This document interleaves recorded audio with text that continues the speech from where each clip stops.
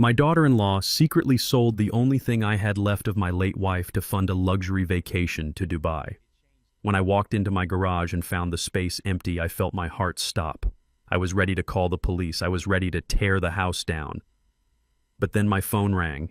It was the owner of the dealership she sold it to. He said, "Clyde, you need to get down here right now." She did not just sell the car, she sold what was hidden inside the chassis, and that mistake is going to cost her freedom. If you are listening to this, hit that like button and subscribe, because I am about to tell you how I taught a greedy woman that you never steal from a man who used to build submarines for the Navy. I had been gone for 2 days. 2 days. That was all it took for my life to be turned upside down.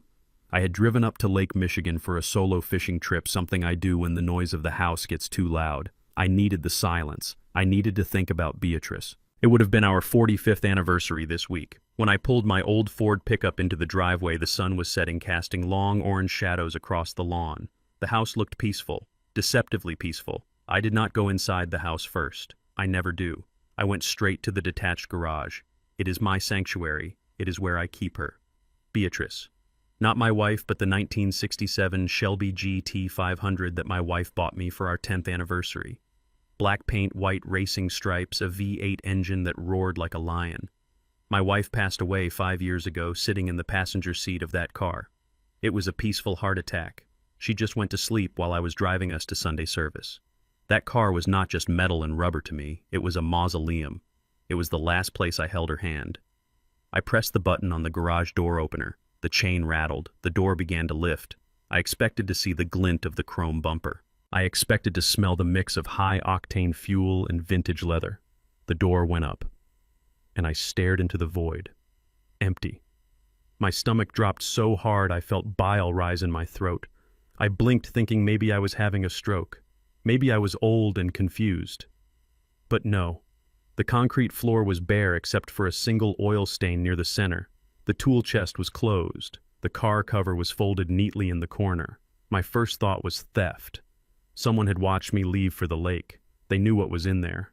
That car was worth $250,000 easily. I reached for my phone to dial 911, my fingers trembling with rage. Then I saw it. A piece of neon pink sticky notepaper stuck to the workbench. It was my daughter-in-law's handwriting. Loopy. Childish. It read, "Don't worry, Dad. I finally cleared out that old junk for you. Now we have space for storage." Junk. She called a Shelby GT500 junk. I did not call the police. Not yet. I gripped the note in my fist, crushing it. I walked out of the garage and marched toward the house. The front door was unlocked. I stepped into the living room, and the temperature seemed to drop 10 degrees. The air conditioning was blasting, but the heat coming off me could have melted the paint on the walls. Tiffany was sprawled out on the beige sectional sofa.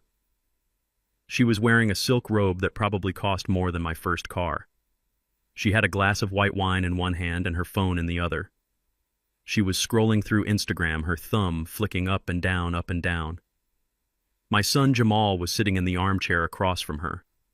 He was staring at the floor, his shoulders hunched. He looked like a man waiting for the executioner. When I slammed the front door, he jumped. Tiffany did not even look up. "Where is it?" I asked. My voice was low. It was the voice I used to use when I was a foreman at the shipyard correcting a welder who was about to blow us all up. Tiffany took a sip of her wine. She acted bored. "Where is what, Clyde?" "My car." "Oh, that." She finally looked at me. Her eyes were blue and cold, devoid of any real empathy. "I told you in the note. I got rid of it. You are welcome, by the way. That thing was a death trap. No airbags, no safety features. And you are 71 years old. Your eyesight is terrible. I did you a favor." I looked at Jamal. He refused to meet my gaze. "You sold it," I said. It was not a question. "I did," Tiffany said, sitting up and crossing her legs. "I found a buyer who specializes in scrap metal and old parts." Scrap metal. I felt my blood pressure spiking. "That car is a collector's item, Tiffany. Who did you sell it to? And where is the money?" She smirked. She reached into her robe pocket and pulled out a bank deposit slip. She waved it in the air like a flag. $80,000, Clyde. Can you believe it? Some idiot actually paid 80 grand for that rust bucket. The money is already pending in our joint account. 80,000. She had sold a car worth 3 times that amount for $80,000. She had practically given it away. I walked over and snatched the slip from her hand. I looked at the date. Yesterday. "That was my car, Tiffany," I said, my voice shaking. "My name is on the title. You cannot sell it. That is Grand Theft Auto." She laughed. It was a dry, humorless sound. "Oh, please, don't be dramatic. I found the title in that little safe in your closet. You really should change the combination. 1, 2, 3, 4 is not very secure. And since you and Jamal share a last name, I just signed for you. Nobody looks that closely at the signature of a senile old man." I looked at Jamal again. "Son," I said, "you let her do this. You let her break into my safe. You let her sell your mother's car." Jamal finally looked up. His eyes were wet. "Dad, listen. Tiffany needs this. We need this. Need what I asked." "A rebrand," Tiffany interrupted. She stood up and walked over to the kitchen counter, picking up a glossy brochure. "Look, we booked flights to Dubai. First class. We leave tomorrow night. I am going to launch my lifestyle brand there. Do you know how much engagement influencers get in Dubai? This 80,000 is the seed money. We are going to turn it into millions." I stared at her. She was delusional. She had never worked a real job in her life. She spent her days taking photos of her food and buying clothes she could not afford. And now she had liquidated my most precious possession to fund a vacation. "You forged my signature," I said. "You stole my property, and you are going to spend the money on a trip. It is an investment," she snapped. "And stop calling it stealing. We are family. Everything you have is going to be Jamal's eventually anyway. We are just advancing the inheritance. Besides, look at you. You live in the basement half the time. You wear work boots and flannel shirts. You don't need a muscle car. You need a rocking chair." She walked past me, the scent of expensive perfume filling the air. "By the way," she said over her shoulder, "since the garage is empty, I ordered some new luggage. It is arriving tomorrow. Do not park your truck in there."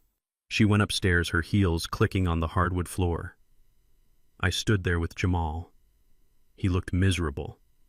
"Dad," he whispered. I tried to stop her, but she said if I did not support her dream, she would leave me. She said I was holding her back. "You are a grown man, Jamal," I said. "You are 32 years old, and you let your wife commit a felony because you are afraid of sleeping alone." He put his head in his hands. "It is done, Dad. The car is gone. The money is pending. Just let it go. Please. For me. If you call the police, they will arrest her. Do you want your daughter-in-law in prison?" I looked at my son. I saw the fear in him. I saw the weakness. I realized then that I had failed him. I had protected him too much. I had hidden my success, my money, and my power because I wanted him to be humble. Instead, I made him soft. I did not say another word. I turned around and walked out the front door. I got in my truck and drove. I did not know where I was going. I just needed air. I drove to the park down the street and sat on a bench watching the ducks float on the pond. I felt old.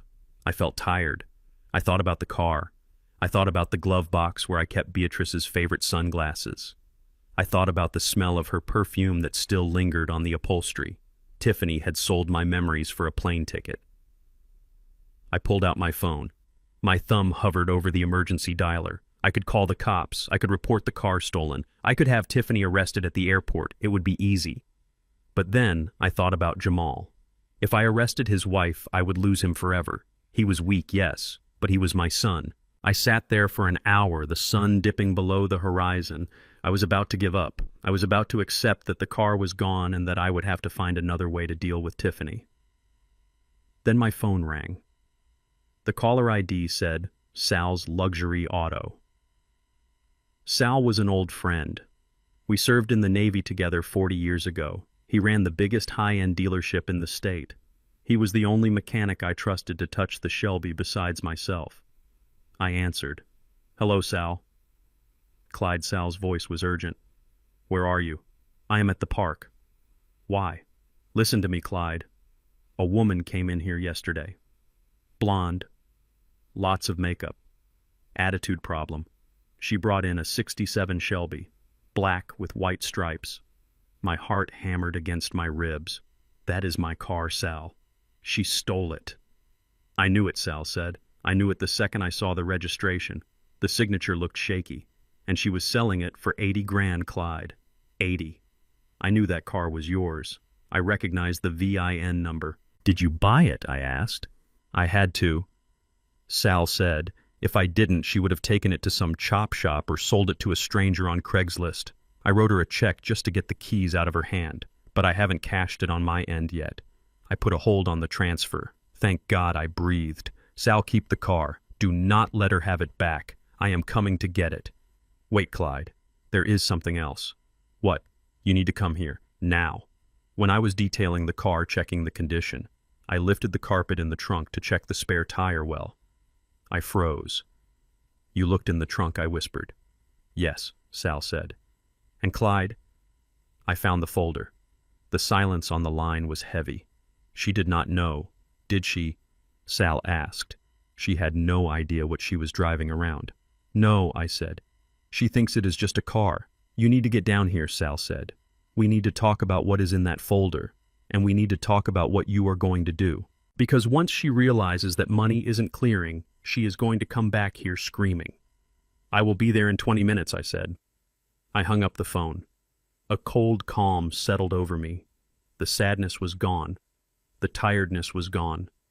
In its place was the cold, hard steel of a man who used to negotiate contracts with admirals and generals. Tiffany wanted a war. She wanted to play the big shot. She wanted to treat me like a senile old man who didn't know the value of $1. Well, she was about to find out exactly how much I was worth. I started the truck. I did not drive home. I drove straight to Sal's dealership. When I arrived, the dealership was closed to the public, but the lights in the showroom were still on. I banged on the glass door. Sal came running. He unlocked it and let me in. He led me to the back to the VIP garage where they kept the Ferraris and the Lamborghinis. And there she was, Beatrice, shining under the fluorescent lights. She looked untouched. Sal was standing next to the trunk. It was open. In his hand he held a thick yellow manila envelope. The seal had been broken. I opened it to make sure it was what I thought it was, Sal said apologetically. It is okay, Sal. He handed me the envelope. I held it in my hands. It was heavy. Inside that envelope were bearer bonds, old ones, bought in the 80s, along with the deed to a commercial property downtown that I had purchased under a shell company in 1990, and a patent agreement for a hydraulic valve system I designed for the Navy. Tiffany thought she sold a car for $80,000. She had actually handed over the keys to a fortune worth more than $2 million, and she had no clue. Sal looked at me. So, Clyde, what is the plan? You want me to call the cops? We have her on fraud. We have her on theft. We have her on forgery. I looked at the car. I looked at the envelope. I thought about the trip to Dubai. I thought about the rebrand. I thought about the way she looked at me when she said I needed a rocking chair. No police, I said. Not yet. Sal frowned. Why not? Because I said, a slow smile spreading across my face. She thinks that money is pending. She thinks she is about to be a queen in Dubai. She thinks she has won. I looked at Sal. Let the transfer show as pending for 48 hours. Let them get on that plane. Let them land in Dubai. Let them check into the hotel. And then Sal asked, and then I said, cancel the check. Report the transaction as fraudulent due to a signature mismatch. Sal started to smile. You are going to strand them in Dubai. I am going to do more than that, I said. I am going to teach them a lesson about finance. I took the envelope and tucked it into my jacket. I drove home. When I walked in, the house was quiet. They were asleep. I went downstairs to the basement just like Tiffany suggested. But I did not go to sleep. I opened my laptop. I logged into my main accounts. The accounts they didn't know existed. I saw the activity on my credit report. Tiffany, she had opened 3 credit cards in my name using my social security number, which she must have found in the safe. She had maxed them out buying luggage and clothes for the trip. She was not just selling my car, she was stealing my identity. I picked up the phone and called my lawyer, Mr. Goldstein. It was midnight, but he answered. He always answers for me. Clyde, is everything all right? No, Saul, we have a situation. I need you to prepare a document, a revocation of deed, for the house, Saul asked. Yes. I put the house in Jamal's name last year, but we kept the clause that said if he or his spouse committed a crime against me, the deed reverts. I remember Saul said. Do you want to execute it? Prepare it, I said. And Saul? Contact the credit bureaus. Flag my social security number for fraud. Tonight. Tonight. I hung up. I sat in the dark basement. I listened to the furnace hum. Tomorrow morning they would leave for the airport. They would think they were flying toward a new life of luxury. They had no idea they were flying into a hurricane. The next morning I woke up to the sound of suitcases thumping down the stairs. I came up to the kitchen. Tiffany was wearing a white linen suit and oversized sunglasses. She looked like she was ready for a photo shoot. Jamal was struggling with 4 massive Louis Vuitton suitcases. Brand new. "Morning, Dad," Jamal mumbled. "Goodbye," Tiffany said. "We will send you a postcard." "Don't wait up." I stood in the doorway of the kitchen holding my mug of black coffee. "Have a safe flight," I said. "Make sure you check your balances before you spend too much." Tiffany laughed. "Oh, don't worry. We have plenty. 80,000 goes a long way." She grabbed Jamal's arm. "Come on, babe. The Uber Black is here." They walked out the door. They didn't look back. I watched them get into the black SUV. I watched them drive away. I took a sip of my coffee. "Enjoy the flight," I whispered. "Because when you land, the real show begins." I waited 1 hour. Then I went to the garage. I cleaned the oil stain off the floor. I reorganized my tools. I made space. Then I called Sal. "Bring her home, Sal." 20 minutes later, a flatbed truck pulled up. My Shelby was on the back. They lowered her down gently. I parked her in her spot. I wiped a smudge of dust off the fender. I sat in the driver's seat. I put my hands on the steering wheel. I closed my eyes. "I am sorry, Beatrice," I whispered. "I let them touch you. It won't happen again." Then I went upstairs to their bedroom. I needed to see the damage. The room was a disaster. Clothes everywhere. Boxes from luxury stores. And on the bedside table a notebook. Tiffany's business plan. I opened it. Step 1, sell the car. Step 2, Dubai content trip. Step 3, return and put Clyde in a home. Step 4, sell the house. I stared at the words. Put Clyde in a home. She didn't just want my money. She wanted to erase me. I closed the notebook. I put it in my pocket. My phone buzzed. It was an alert from my bank. Suspicious activity detected. She was trying to use the joint account debit card at the airport duty-free. I opened the banking app. I had left $2,000 in that account for household expenses. I transferred it all out. Balance 0. I smiled. The game was on. 24 hours later, I got the first text. "Dad, the card isn't working. We are at the hotel in Dubai and they need a deposit. Can you call the bank?" I did not reply. 10 minutes later. "Clyde, pick up the phone. We are stuck in the lobby. The check hasn't cleared yet and the cards are declining." I poured myself a glass of iced tea. I turned on the TV. I watched a documentary about lions hunting gazelles. An hour later, my phone rang. It was Jamal. "Dad, please. We are in Dubai. The hotel is threatening to call the police if we don't put a card down. The 80,000 isn't showing up. It says transaction canceled." I answered the phone. "Hello, son." "Dad." "Thank God.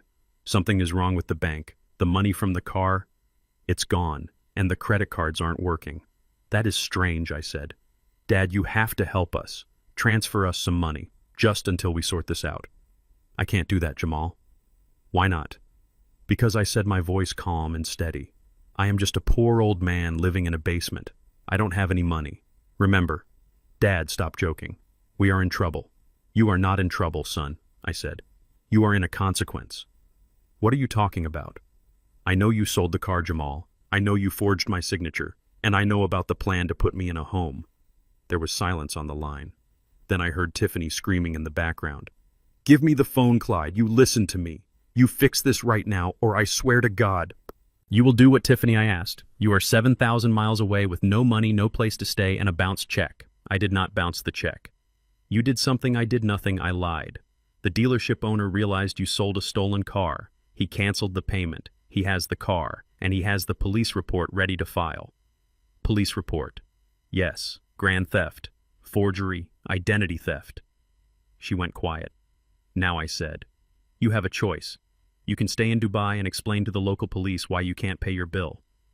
I hear the jails there are very strict about debt.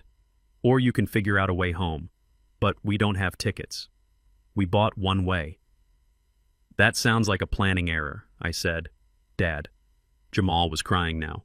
Dad, please, help us. I looked at the photo of Beatrice on the mantelpiece. I will make you a deal, I said. Anything, Dad. Anything. I will buy you 2 economy tickets home, but when you land, you are not coming back to this house. What Jamal asked. The locks are being changed today, I said. The deed has reverted to my name. My lawyer executed the clause this morning. You are homeless, Jamal. No. Dad, you can't. I can. And I did. I will send the e-tickets to your email. You have 3 hours to get to the airport. If you miss the flight, you are on your own. I hung up the phone. I sat there in the silence of my house, my real house. I felt a pang of sadness for Jamal. He was my son. But sometimes you have to let the bird fall out of the nest so it learns that gravity is real. I authorized the purchase of 2 economy tickets, middle seats, back row, near the toilets. Then I called Mr. Goldstein. It is done, I said. Good, he said. And the police report. Hold off on it, I said. Let's see how they behave when they land. I spent the next 14 hours cleaning the house. I boxed up all of Tiffany's clothes. I put them in the driveway. I put a free sign on them. I watched the neighbors pick through her designer jackets. It was satisfying. When they landed at JFK, I was not there to greet them. I was sitting on my porch polishing the chrome on the Shelby. A taxi pulled up. They got out. They looked wrecked. No makeup, wrinkled clothes. Jamal looked like he had aged 10 years. They walked up the driveway. They saw the empty boxes where Tiffany's clothes used to be. Where is my stuff? Tiffany shrieked. Her voice was hoarse. Gone, I said. I donated it. You had no right, I had every right. You abandoned it when you fled the country with stolen money. She lunged at me. Jamal grabbed her. Stop it, Tiff. Stop it. She fought him. You old miserable. I stood up. I wiped the rag on my hands.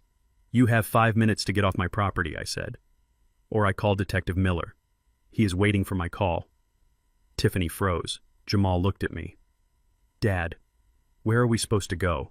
I don't know, son, but you are a smart guy. You will figure it out. Maybe you can stay with one of your friends? Or maybe you can get a job. Job, Tiffany spat. Yes, a job. I reached into my pocket and pulled out a card. This is the number for a staffing agency, I said. They are looking for manual labor. It pays $15 an hour. It is honest work. I threw the card on the ground at Jamal's feet. He looked at it. He looked at me. I am sorry, Dad, he whispered. I know I said. But sorry does not put gas in the tank. I turned my back on them and walked into the garage. I hit the button. The door lowered slowly. I watched their feet disappear as the door closed. I was alone. But for the first time in years, I felt safe. I walked over to the Shelby. I patted the roof. We are okay, Beatrice, I said. We are okay. Later that night, I got a text from Sal. Did they land? Yes, I replied. Lesson delivered. You are a hard man, Clyde. I am a father, I wrote back. Sometimes being a father means being the villain so your kid can learn to be a hero. I never pressed charges. I let the fear of prison hang over Tiffany's head. They divorced 6 months later. Jamal got a job at a warehouse. He is working his way up. We have Sunday dinner once a month. He pays for the pizza. He is learning. As for the fortune in the trunk, it is still there, waiting. Maybe one day when Jamal is ready, I will show him what real wealth looks like. Until then, I am just a poor old man with a nice car. And that is just the way I like it. I stood there in the middle of the living room and I could feel the blood pumping in my ears like a piston in an engine that is running too hot. My hands were at my sides, but they were curled into fists so tight my knuckles were aching. I looked at the deposit slip in my hand again. $80,000. It was a lot of money to a fool. It was a lot of money to my son. But to me, it was an insult. It was a spit in the face. I took a breath. I had to be calm. I learned a long time ago that when you are dealing with a volatile situation, you do not add fire to it. You control the pressure. You bleed the valve. I looked at Tiffany. She was still sitting on that sofa like she was the Queen of Sheba, looking at her nails like the most interesting thing in the world was the fresh coat of red paint on them. How did you do it? I asked. My voice was low. It was steady. It did not shake.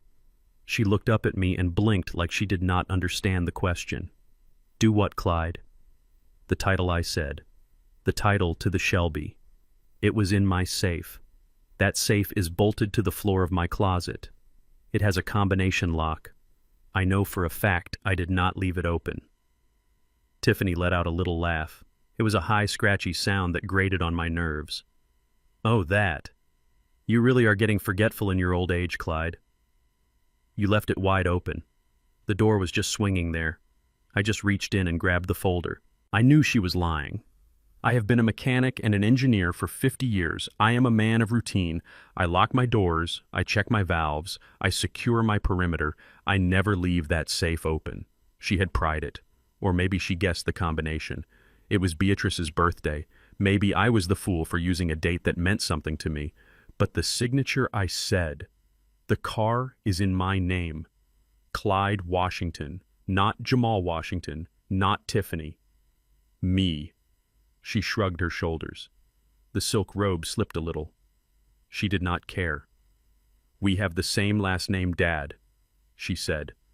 Washington is Washington. I just scribbled something that looked like your writing. The guy at the dealership did not care. He saw a young, pretty woman selling a car and he just wanted to close the deal. Besides, who is going to check? You are my father-in-law. We are family. It is not like you are going to sue us. I looked at my son. Jamal was still sitting in that armchair. He looked small. He looked like a boy who had broken a window and was waiting for the belt. But he was not a boy. He was 32 years old. He had a beard, he had a job, he had a wife, and he was letting this happen. Jamal, I said, you know that is a felony. That is forgery. That is fraud. Jamal finally looked up at me. He shifted in his seat. He looked at Tiffany, then he looked at me. Dad, come on, he said. His voice was whining. It sounded weak. Don't use words like felony. That is too harsh. Tiffany needs this. We need this. You don't understand how hard it is out there right now. Hard, I asked. You have a roof over your head that I paid for.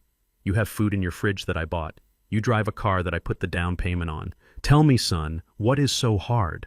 The pressure, Dad, Jamal said. The pressure to be someone. Tiffany has a real shot here. She has followers, real followers. People listen to her, but she needs content. She needs to look the part. Dubai is the place to be. If she goes there and takes the right photos and meets the right people, she could blow up. She could be a star. I stared at him. I tried to find the son I raised. I tried to find the boy who used to hand me wrenches in the garage on Saturday mornings. The boy who cried when his goldfish died. Where was he? Who was this man sitting in front of me justifying theft because his wife wanted to be famous on the internet? So you sold my car, I said. You sold your mother's car. It is just a car, Dad, Jamal said. And that was the sentence that broke something inside of me. It is just metal. It is old iron and rubber. I know you loved Mom. I know you miss her. But holding on to that car isn't bringing her back. It is just sitting in the garage gathering dust. It is selfish to keep $80,000 sitting on 4 tires when that money could change our lives. It is an investment, Dad. Think of it as investing in the future of your family. Think of it as investing in your future grandchildren. I felt a coldness spread through my chest. It started in my heart and moved out to my limbs. It was the coldness of realization. I realized then that my son was gone. He was not just weak. He was not just being manipulated. He was one of them. He had drunk the poison. He believed that appearance was more important than substance. He believed that stealing was okay if you called it an investment. He called my Shelby just metal. He did not know. He could not know. I looked at Tiffany. She was smiling now. She thought she had won. She thought Jamal standing up to me meant that I was defeated. Exactly, Clyde, she said. See, even Jamal agrees. It is for the best. And honestly, you should be thanking me. That car was dangerous. No airbags, no sensors. You are 71. Your reflexes aren't what they used to be. I did you a favor taking that death trap away. She stood up and walked over to the kitchen island. She picked up her phone and started typing. Besides, she said without looking up, the money is already moved. I transferred it from the pending status into our joint savings. It is done. So there is no use crying about it. You need to stop being so dramatic and start being practical. Practical, I said. Yes, practical, Tiffany said. She put the phone down and looked at me with eyes that were hard as diamonds. Since we are making changes, we need to talk about the living arrangements. I stood very still. What about them? Well, she said, gesturing around the living room. This is a big house, 4 bedrooms, and you are just one old man. You rattle around in here. And honestly, having you on the main floor is a little cramping for our style. She paused for effect. She wanted to see me flinch. I did not flinch. When we get back from Dubai, I am going to need this space, she said.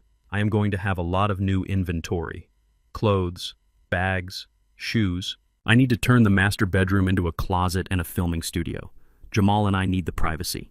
She pointed a manicured finger toward the door that led to the basement. We cleared out the storage room downstairs, she said. It is dry. It is warm enough. We put a cot down there for you.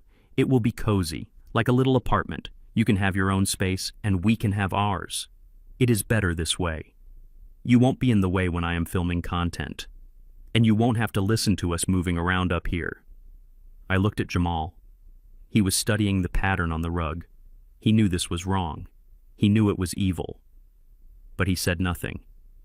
His silence was louder than her words.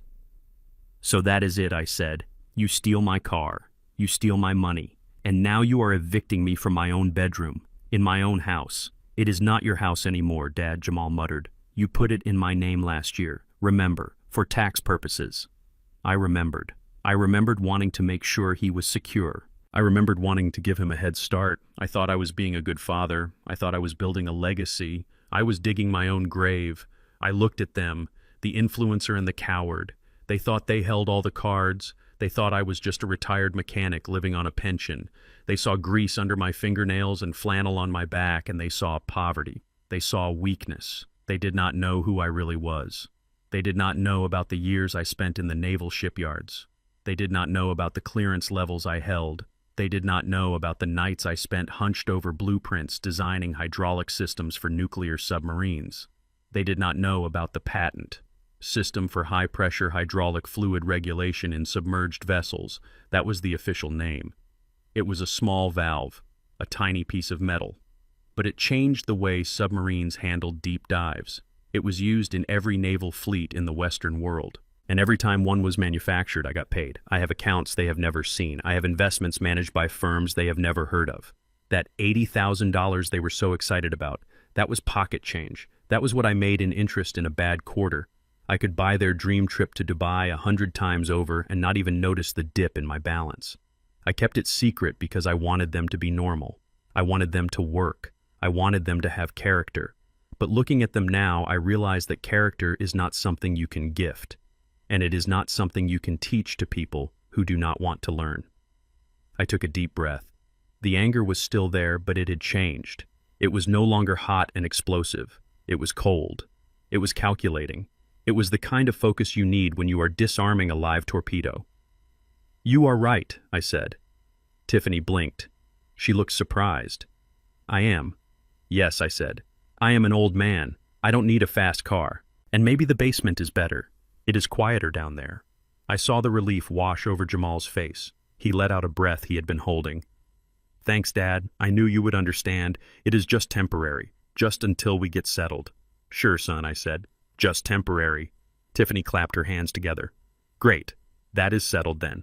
Now, if you will excuse us, we have packing to do. Our flight is tomorrow morning and I have nothing to wear. She turned her back on me. She dismissed me like I was the help. I turned around and walked toward the basement door. I did not slam it. I opened it quietly and stepped into the dark. I walked down the wooden stairs. They creaked under my weight. The air down there was cool and smelled of damp concrete. I saw the cot they had set up. It was an old camping cot with a thin mattress. They had thrown one of my old quilts on it. It looked like a prison cell. I sat down on the cot. The springs groaned. They thought they had won. They thought they had stripped me of everything, my car, my dignity, my home, but they had made a mistake, a critical error. They left me alone, and they left me with my mind. I reached into my pocket and pulled out my phone. I looked at the screen. I had a missed call from Sal and a text message. Clyde, you need to see this. I found something else in the car. Call me. I did not call him back immediately. I sat there in the dark and I let the plan form in my mind. It came together like a complex engine assembly, piece by piece, bolt by bolt. They wanted to go to Dubai. They wanted to live the high life. They wanted to spend my money. I would let them. I would let them fly high, higher than they had ever flown before. Because the higher you fly, the longer you have to fall. And when they hit the ground, I was going to be the one waiting to pick up the pieces, not to put them back together, but to sweep them away. I laid back on the cot and stared at the exposed floor joists above my head. I could hear their footsteps upstairs, heavy, entitled. They were walking all over me. "Enjoy it while it lasts," I whispered to the darkness. "Enjoy the floor, because pretty soon the ground is going to fall out from under you. And Beatrice, my love," I thought, "don't you worry, your car is coming home, and so is justice." I closed my eyes, and for the first time in 2 days, I slept. I slept the sleep of a man who knows exactly what he is going to do tomorrow. I walked out of that house and the door clicked shut behind me with a sound that felt like a gavel coming down in a courtroom. It was a final sound. A sound that said the life I had known inside those walls was over. I climbed into my old Ford truck. The suspension creaked under my weight. It was a good truck, loyal. It did what it was told, and it never asked for anything but a little oil and gas, unlike the people I had just left behind. I did not turn the key right away. I sat there in the driveway, gripping the steering wheel until my knuckles turned the color of ash. I looked at the garage door. The empty space behind it felt like a missing tooth, a phantom limb, my Shelby, my Beatrice, gone. Sold for pennies on the dollar by a woman who saw her as nothing more than a ticket to a 5-star hotel. I started the engine. It rumbled to life, a low, steady growl that vibrated through the seat. I backed out of the driveway, and I did not look back at the house. I could not bear to see the windows where my son was likely comforting his wife, telling her that everything would be fine, that the old man would get over it. I drove aimlessly for a while. The city streets were blurring past me. I saw people walking their dogs. I saw kids riding bikes. I saw life going on as if my world had not just been gutted.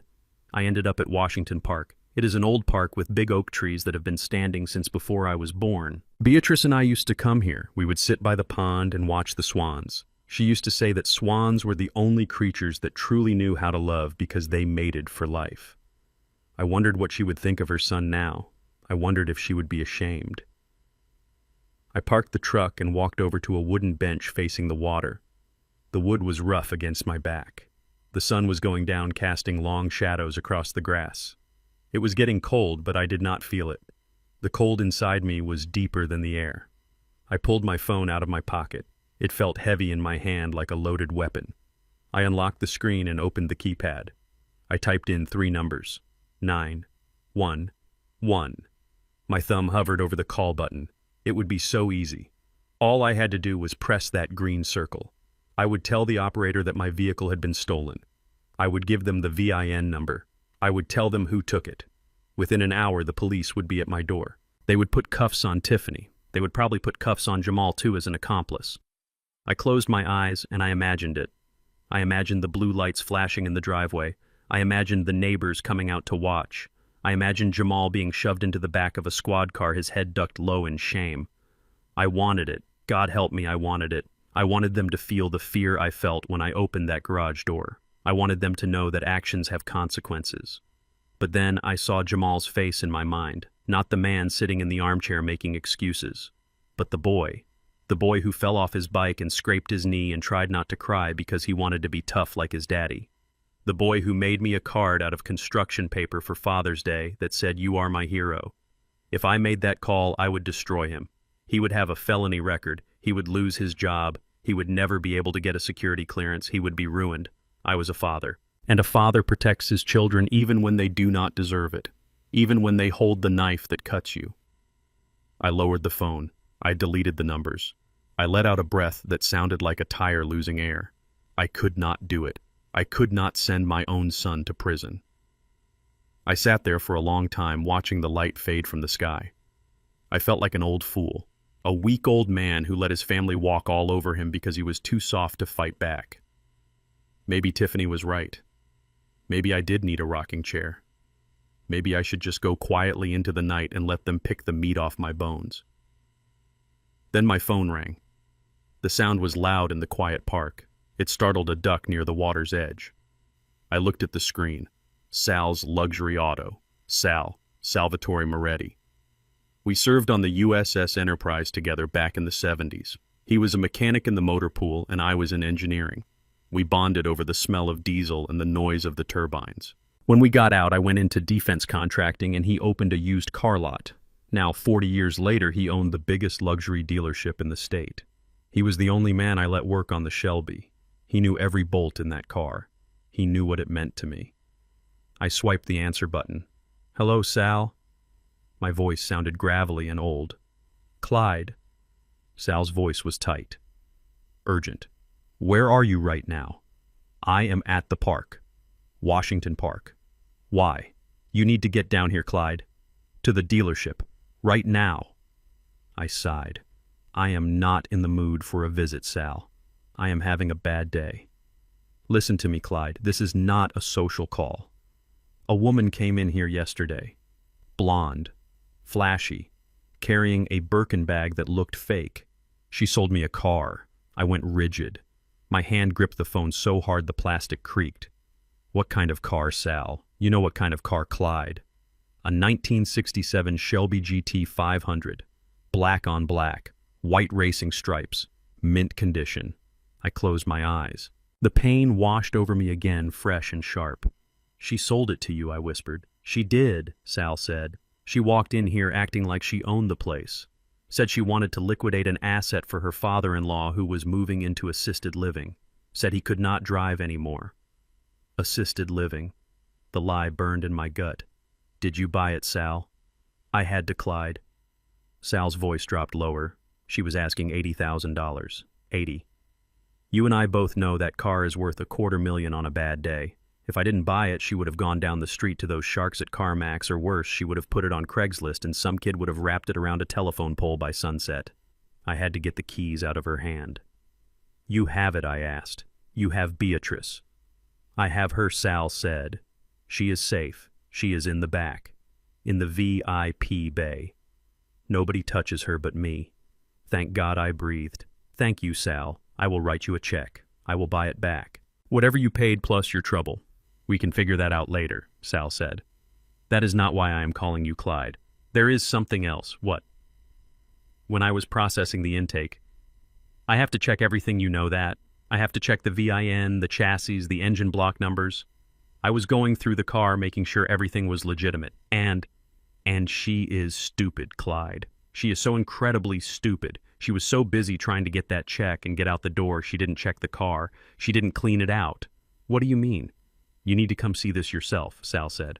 "I am looking at it right now. It was in the trunk, under the carpet, in the spare tire well." My heart stopped. The trunk. I had forgotten. In the chaos of the last few years after Beatrice died, I had moved things around. I had hidden things. I had put things in places where I thought they would be safe. Safe from prying eyes. Safe from a son who didn't know the value of $1. "I forgot I put it there," I whispered.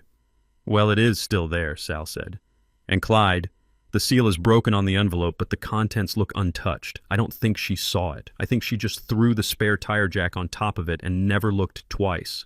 I stood up. My knees popped. The energy was coming back to me, surging through my veins like high-octane fuel. "I am coming, Sal. Do not let anyone near that car. Lock the doors. Turn off the lights. I will be there in 20 minutes. I hung up the phone and ran to my truck. I didn't feel old anymore. I felt dangerous. I drove through the city like I was qualifying for NASCAR. I wove through traffic, running yellow lights, pushing the old Ford as hard as she would go. My mind was racing faster than the engine. The trunk, the envelope. If Tiffany had found that, if she had opened it, she wouldn't have sold the car for $80,000. She would have sold it for millions. Or worse, she would have taken what was inside and disappeared to a country with no extradition treaty. She would have burned my life to the ground and toasted marshmallows on the flames. But she didn't know. Her greed had made her blind. She saw a car, and she saw a plane ticket. She didn't see the vault. I pulled into the lot of Sal's luxury auto. It was a massive glass and steel structure filled with cars that cost more than most houses. Bentleys, Rolls-Royces, Aston Martins. They gleamed under the streetlights like jewels. The main showroom was dark, but there was a light on in the service bay around the back.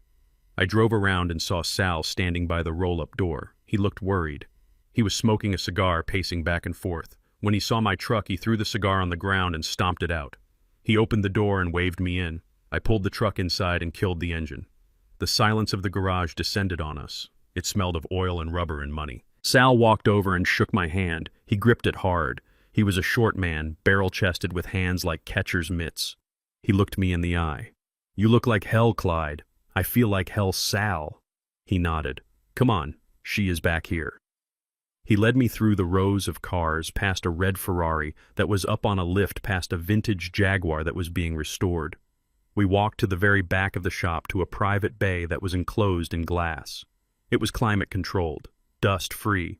Sal punched a code into the keypad on the wall. The glass door slid open with a soft hiss. And there she was.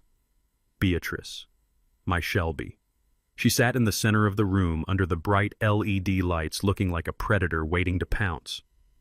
The black paint was deep and flawless like a pool of oil. The white stripes were sharp. The chrome bumpers acted like mirrors reflecting my tired old face back at me. I walked up to her and ran my hand along the fender. The metal was cool and smooth. I felt a lump form in my throat. I remembered the day Beatrice gave her to me. She had blindfolded me and led me to the driveway. When she took the blindfold off, she said, "Happy anniversary, old man. Now you have something fast enough to keep up with me." I missed her so much it hurt to breathe. "She is okay," Sal said softly, standing behind me. I checked the fluids. I checked the pressure. She drove it hard getting here, I can tell by the brake dust, but she didn't damage anything. The engine is purring. "Thank you, Sal," I said. My voice was thick. "Don't thank me yet," Sal said. "Come look at this." He walked to the back of the car and popped the trunk. The lid rose slowly on its hydraulics. The trunk was clean. The carpet lining was pristine. Sal reached in and lifted the false floor that covered the spare tire well. There, nestled next to the spare tire, was a thick yellow manila envelope. It was old. The edges were frayed. It had been sealed with red wax stamped with my signet ring, but the wax was cracked. I reached in and picked it up. It felt heavy in my hands. Heavier than paper should feel. It felt like history. It felt like power. I opened the flap. Inside were documents, yellowed parchment paper, bond certificates, government contracts, and the patent. Sal watched me. He knew I had done well for myself. He knew I had money. But he didn't know this. Nobody knew this. "Is that what I think it is?" Sal asked. I pulled out the top document. It was a bearer bond issued by the United States Treasury in 1982. Face value, $50,000. There were 20 of them in the stack. And underneath them was the deed. The deed to the commercial warehouse district down by the port. 6 city blocks. I bought them in the 90s through a shell corporation when the city was bankrupt. Everyone thought I was crazy. Now that land was being developed into high-rise condos. The lease payments alone were worth millions a year. And at the bottom, the patent, the hydraulic valve. The reason the Navy paid me a consultation fee every month that was more than Jamal made in 5 years, Tiffany had sold this. She had sold the car that held the keys to the kingdom. She sold it for $80,000, Sal said, shaking his head. She could have had it all, Clyde, if she had just been decent, if she had just waited, if she had just treated you with an ounce of respect. "She is not decent," I said, putting the documents back into the envelope, "and she does not know respect. She only knows price tags." "So what now?" Sal asked. "I haven't processed the paperwork yet. I wrote her the check, but I can put a stop payment on it. I can report the car as stolen. I can call the cops right now and have them waiting for her at the airport." I looked at the envelope in my hand. I looked at the car. "No," I said. Sal looked surprised. "No. Clyde, she stole from you. She forged your signature. This is prison time. Real prison time. I know," I said, "and if I send her to prison, Jamal will hate me forever. He will see me as the tyrant who destroyed his life. He won't see her greed, he will only see my vengeance. He is weak, Sal. He is blinded by her. If I attack her directly, he will defend her. He will go down with the ship. So you are just going to let her get away with it?" Sal asked, incredulous. "You're going to let her take 80 grand of my money and fly to Dubai and live it up while you sit in your basement?" I smiled. It was not a nice smile. It was the smile of a shark that has just smelled blood in the water. "No, Sal. I am not going to let her get away with anything. I am going to let her hang herself." I walked over to the workbench in the corner of the bay and laid the envelope down. "She thinks she has $80,000, I said. "She thinks the check is cleared. She thinks the money is in her account. It shows as pending, Sal said. It will clear in 48 hours unless I stop it. Exactly, I said. 48 hours. That is enough time for them to get on the plane. That is enough time for them to land in Dubai. That is enough time for them to check into the Burj Al Arab or wherever they are staying. That is enough time for them to order the champagne and the caviar. I looked at Sal. Let the check hang, I said. Let it sit in pending. Let her see the numbers in her account. Let her feel rich. Let her spend money she doesn't have on credit cards she thinks she can pay off. And then Sal asked, grinning. And then I said, when they are 7,000 miles away, when they are sitting at dinner in the most expensive restaurant in Dubai, when the bill comes, kill the check. Sal started to laugh. It was a deep belly laugh that echoed off the concrete walls. Oh, that is cold, Clyde. That is ice cold. You are going to strand them. I am going to educate them, I corrected. I am going to teach them about liquidity, about cash flow, about the difference between pending and cleared. Sal wiped a tear from his eye. You are a scary man, Clyde Washington. I am glad we are friends. I picked up the envelope and tucked it into the inside pocket of my jacket. I patted the fender of the Shelby one last time. Keep her here, Sal. Keep her safe. Don't let anyone see her. If Tiffany calls, tell her the paperwork is processing. Tell her it's a banking delay. Tell her whatever you have to tell her to keep her calm until she gets on that plane.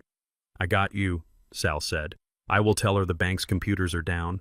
I will tell her the wire transfer is stuck in the cloud. She won't know the difference. She doesn't know how anything works.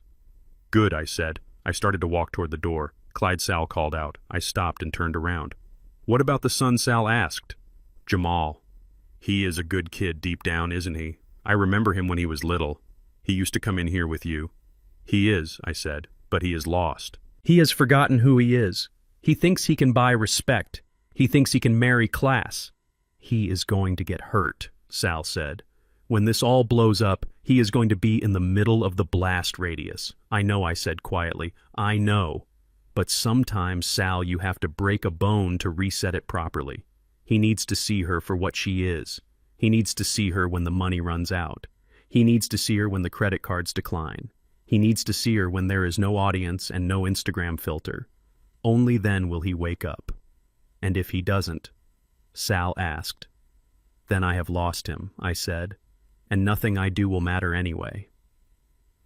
I walked out of the service bay and into the cool night air. I climbed into my truck and started the engine. I drove home slowly. The city was asleep. The streets were empty. When I got back to the house, it was dark. The only light came from the street lamp outside, casting long shadows through the windows. I walked inside and locked the door behind me. I stood in the foyer and listened. I could hear the faint sound of the television upstairs. They were watching a movie, probably planning their outfits for tomorrow, probably toasting to their brilliance. I walked to the kitchen and poured myself a glass of water. My hand was steady now. The shaking had stopped. The grief had been replaced by purpose. I went to the basement door and opened it. I walked down the stairs to my cot. I took off my jacket and hung it on the back of a chair. I took the envelope out of my pocket and slid it under the mattress. It was safe there, safer than it had been in the car. I sat on the edge of the cot and untied my boots. Tomorrow morning the game would begin. They would leave. They would fly. They would soar. And I would be here, waiting. I lay back on the thin mattress and stared up at the ceiling. I imagined the plane taking off. I imagined Tiffany sipping champagne in first class. I imagined Jamal trying to relax, trying to convince himself that this was all okay. I whispered into the darkness, "Fly high, son. Fly as high as you can, because the fall is going to be a long one, and I will be waiting at the bottom." I closed my eyes and let the hum of the furnace lull me to sleep. I needed my rest. I had a busy few days ahead of me. I had a house to reclaim. I had a legacy to protect. And I had a lesson to teach. A lesson that cost $80,000. But the tuition was going to be much, much higher. I held the envelope in my hands and I felt the weight of 40 years of sweat and oil and sleepless nights. My hands were trembling just a little bit, not from fear, but from the sheer magnitude of the irony. I reached inside and pulled out the stack of papers. They smelled like old paper and cedar wood, the smell of the safety deposit box where I had kept them for decades before moving them to the car for transport. I laid them out on the workbench next to a socket wrench. Bearer bonds. I bought them in 1982. Back then, interest rates were through the roof, and I had just landed my first major contract with the Defense Department designing silence valves for the Ohio-class submarines. I did not trust banks, and I did not trust the stock market. I trusted paper I could hold. I trusted government debt that paid a coupon every 6 months. I looked at the face value printed on the corner of the top bond. $50,000. There were 40 of them in the stack. Do the math. That is $2 million in principal. With the accrued interest, we were looking at closer to $3 million, and underneath the bonds was the trust document. I had drawn it up myself and had Saul notarize it 10 years ago. It was a revocable living trust. The beneficiary was Jamal Washington. The trigger clause was simple. Upon the death of Clyde Washington, the contents of this trust transfer immediately to the beneficiary. I stared at the paper. I stared at my son's name typed in bold letters. This was his inheritance. This was his future. This was the money that was supposed to buy him a house, cash, send his kids to college, and let him retire at 50. I had built this for him. I had hidden it away, scrimping and saving, driving an old truck and wearing work boots, so that one day he could live like a king. And his wife had sold it for $80,000. She had sold a $3 million fortune and a $250,000 car for the price of a used luxury SUV. She did not just rob me. She robbed her husband. She robbed her future children. She took a torch to her own legacy because she wanted to go to a shopping mall in the desert. I looked at Sal. He was leaning against the tool chest, his arms crossed over his grease-stained coveralls. He was watching my face. He saw the realization hit me. She missed the jackpot, Clyde, Sal said softly. She was sitting on a winning lottery ticket and she traded it for a bus pass. She never looked, I whispered. She was so busy counting the 80 grand she never looked under the carpet. Greed makes you blind, Sal said. It gives you tunnel vision. She saw the car and she saw a price tag. She didn't see the value. I put the papers back in the envelope. I did not want to look at them anymore. They made me sick. They represented a love for my son that he clearly did not return. So Sal, I said, my voice hardening, you wrote her a check. I did. Sal nodded. He walked over to his desk in the corner of the bay and picked up a clipboard. I wrote her a cashier's check from the dealership account. $80,000. Then it is done, I said. She has the money.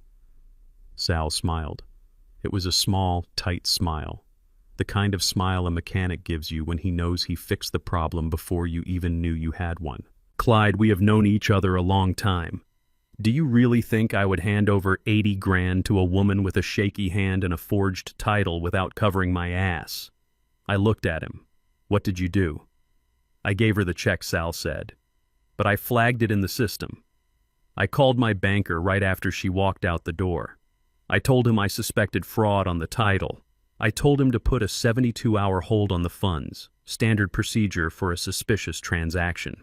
I felt a spark of hope. A hold. She thinks she has the money. Sal continued. She probably deposited it via her mobile app right in the parking lot. The bank will show the balance as pending. It will look like the money is there. It will show up in her available balance for credit transactions because the bank fronts the money while they verify. But the cash isn't actually there, Clyde. It hasn't cleared. I let out a breath I didn't know I was holding. So she is spending money she doesn't have, I said. Exactly, Sal said. She is floating on air. But in 48 to 72 hours, when the bank realizes the title signature doesn't match the DMV records, and when I confirm the fraud report that money is going to vanish, it will bounce harder than a rubber ball, and any checks she wrote against it, any credit card bills she paid, any transfers she made, they are all going to reverse. I looked at the Shelby. I looked at the envelope. I looked at Sal. And then the plan clicked into place. It was like the final gear locking into the transmission. It was cruel. It was cold. It was something Beatrice would have slapped me for thinking. But Beatrice wasn't here. And the woman who was sleeping in her bedroom had just tried to erase me. Don't call the police, I said. Sal frowned. Clyde, are you crazy? We have her. We can nail her right now. No, I said. Not yet. I walked over to the car and ran my hand along the roofline. If we call the police now, I said, they arrest her here. She cries. She gets a lawyer. She gets a he. She claims it was a misunderstanding. She claims I gave her verbal permission. It becomes a civil dispute. Jamal backs her up because he is scared of her. It gets messy, and she learns nothing. Sal listened. He chewed on his unlit cigar. But I continued, if we let her go, if we let her get on that plane. Sal's eyes widened. He started to see it. She is going to Dubai, I said, one of the most expensive cities in the world. She has booked first-class tickets. She has booked a 5-star hotel. She is planning to shop until she drops. She is doing all of this because she thinks she has $80,000 in the bank. Sal chuckled, a low rumble in his chest. And she has zero. Less than zero, I said. Because I am going to empty the joint account she shares with Jamal. I am going to leave them with nothing but the lint in their pockets. I turned to Sal. Here is what we are going to do. You are going to keep that hold on the check.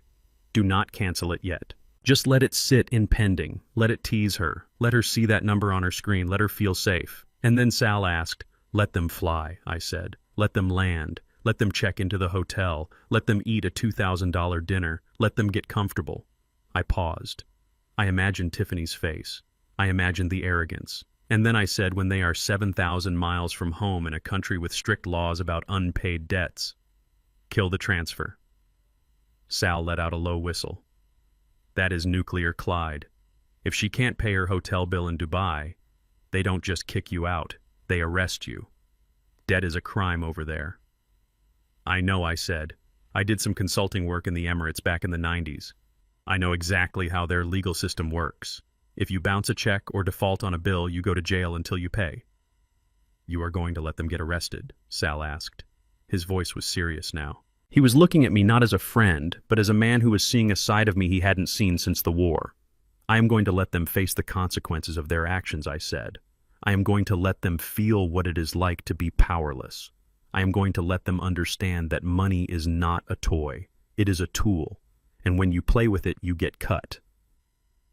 But Jamal, Sal said, he is your son. He is, I said, and my heart gave a painful squeeze. But he chose her. He stood there and watched her sell his mother's car. He watched her forge my name. He agreed to put me in the basement. He needs to wake up Sal. And sometimes the only way to wake someone up is to throw a bucket of ice water on them, or in this case, drop them in the middle of the desert with no money. Sal looked at me for a long moment. Then he nodded. All right, Clyde. I will hold the transfer. I will tell my banker we are verifying the VIN number. I will buy you 72 hours. That is all I need, I said. I picked up the envelope with the bonds. I tucked it inside my jacket next to my heart. Take care of the car, Sal. Don't let anyone see it. If Tiffany calls, tell her it is standard procedure. Tell her the wire is stuck in the clearinghouse. Tell her whatever you have to tell her to keep her on that plane. I will handle it, Sal said. Go home, Clyde. Get some rest. You have a big show to put on tomorrow. I walked out of the dealership into the cool night air. I felt lighter. The crushing weight of the betrayal was still there, but now it had a direction. It had a target. I climbed into my truck and drove home. The streets were empty. The city was sleeping. But I was wide awake. When I got back to the house, I moved quietly. I didn't want to wake them. I wanted them to sleep soundly. I wanted them to dream of champagne and caviar. I crept down the stairs to the basement, my new room, my cell. I sat on the cot and pulled out the envelope. I looked at the bonds one more time. $3 million. I thought about the years I spent building that nest egg, the overtime, the missed holidays, the danger. I did it for him. I did it for Jamal, and he tried to throw me away like yesterday's trash. I slid the envelope under the mattress of the cot. It was the safest place in the house because Tiffany would never look there.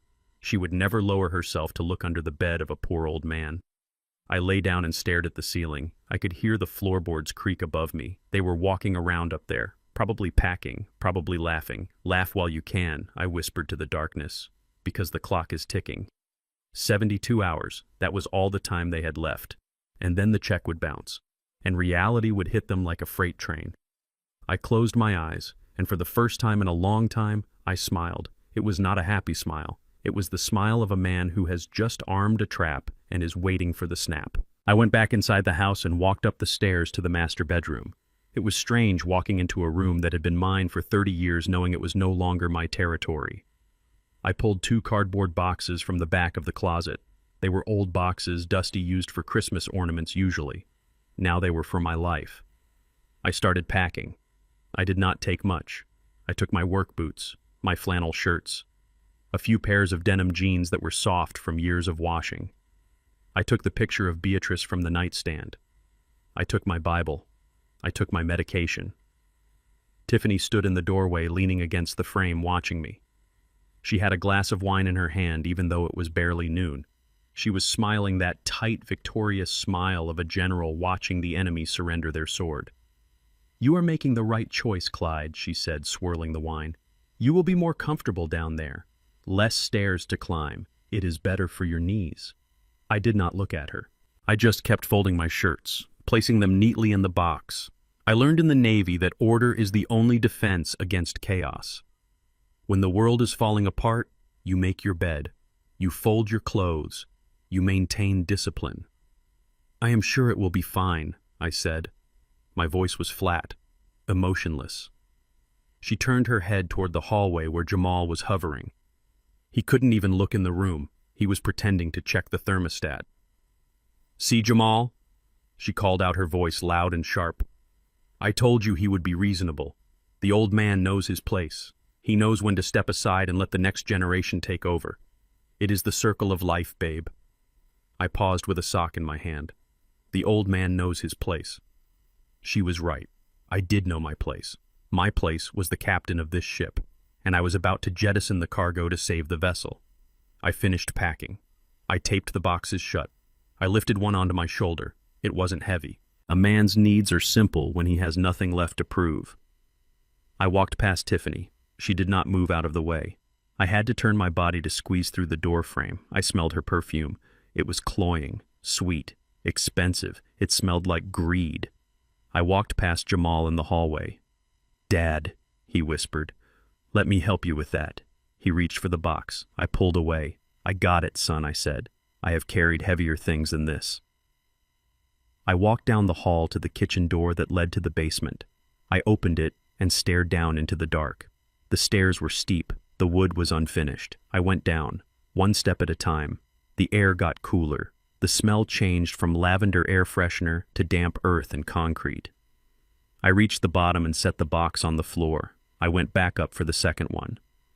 When I was done, I looked around my new kingdom. A concrete floor, exposed pipes, the furnace humming in the corner like a sleeping beast. The cot they had set up was in the middle of the room under a single bare light bulb. It looked like a holding cell. I sat down on the cot. I listened to their footsteps above my head. Click, clack, thump, thump. They were moving around, reclaiming the space. I heard furniture being dragged. I heard laughter. They were celebrating. I reached under the mattress and felt the envelope. It was still there. Hard. Real. The only reality in this house of cards. I spent the rest of the day in the basement. I did not go up for dinner. I ate a granola bar I had in my pocket. I drank water from the utility sink. I was in stealth mode. Silent running. When you are hunting a submarine, you do not make noise. You wait. You listen. You let the target reveal itself. The next morning came early. I heard the alarm clock buzzing upstairs through the floorboards. I heard the shower running. I heard the frantic energy of departure. I went upstairs to the kitchen. I made a pot of coffee. Black. Strong. Tiffany came down first. She looked like $1 million. Or at least what she thought $1 million looked like.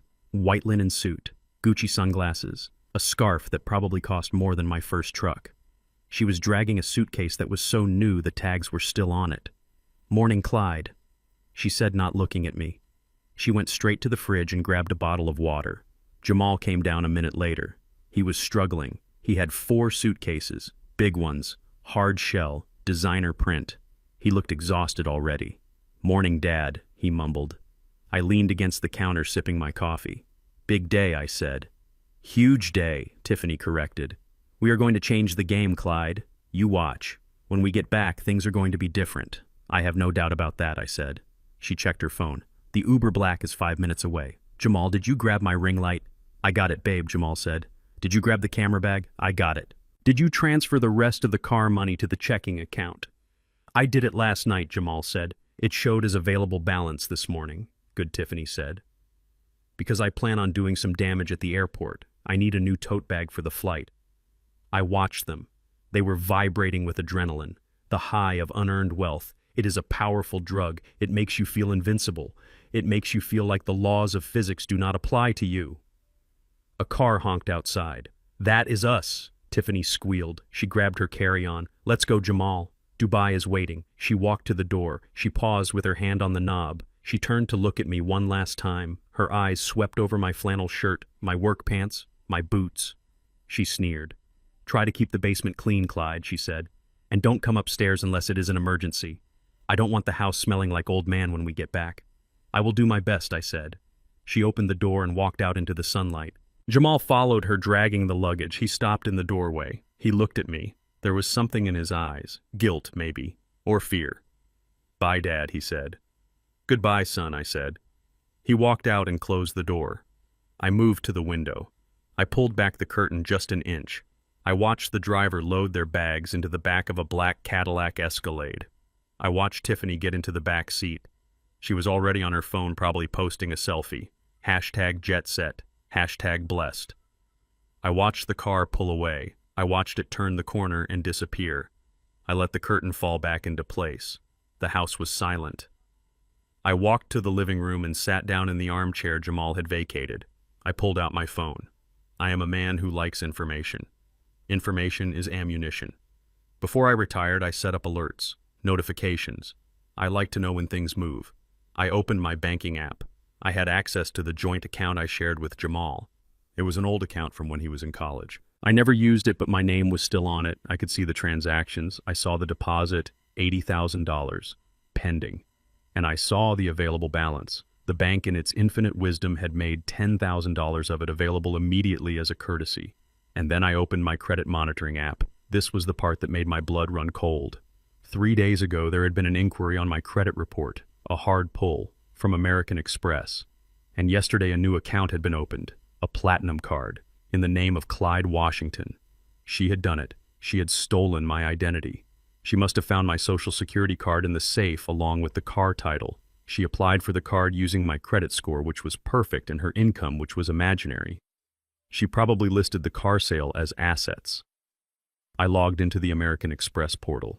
It wasn't hard to guess the password she would use. It was the same one she used for everything. Her birthday. I saw the balance. 0. But the pending charges were already stacking up.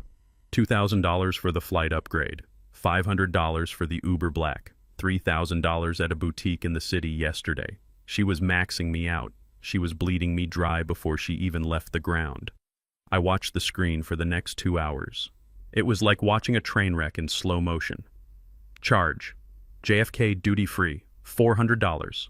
Perfume probably. Charge. Caviar House. $300. Breakfast of Champions. Charge. Hermes Airport Boutique.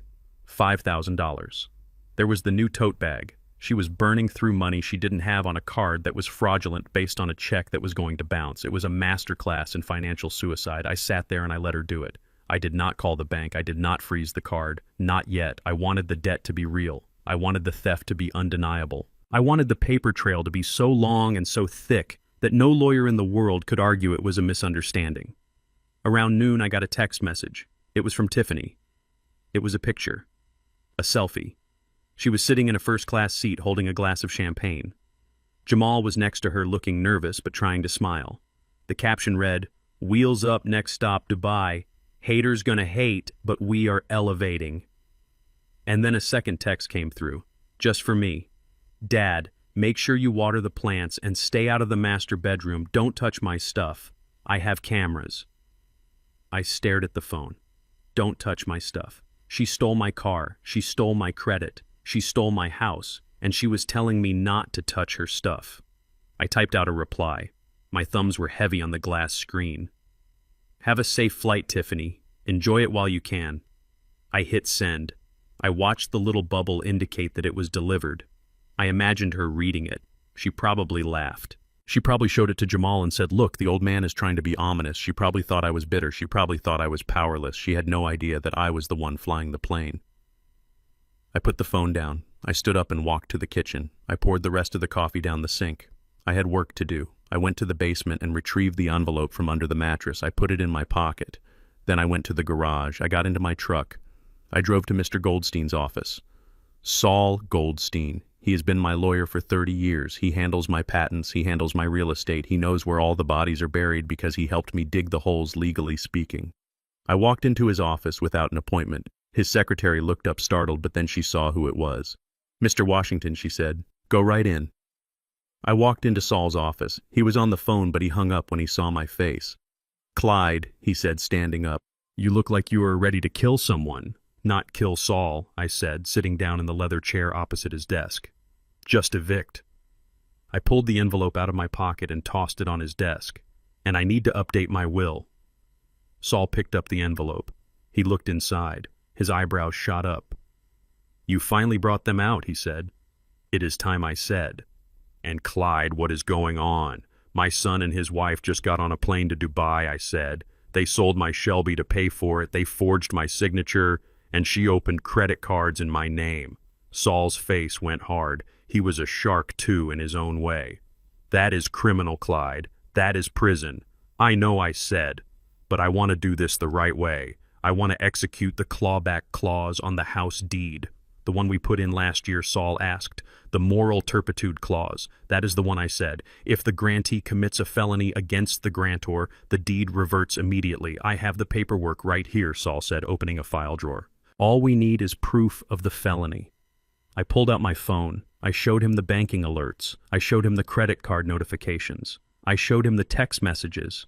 And I told him about Sal and the car. "Sal will testify," I said. "He has the car. He has the forged title." "That is enough," Saul said. He pulled a fountain pen from his pocket. "I can file the reversion order today.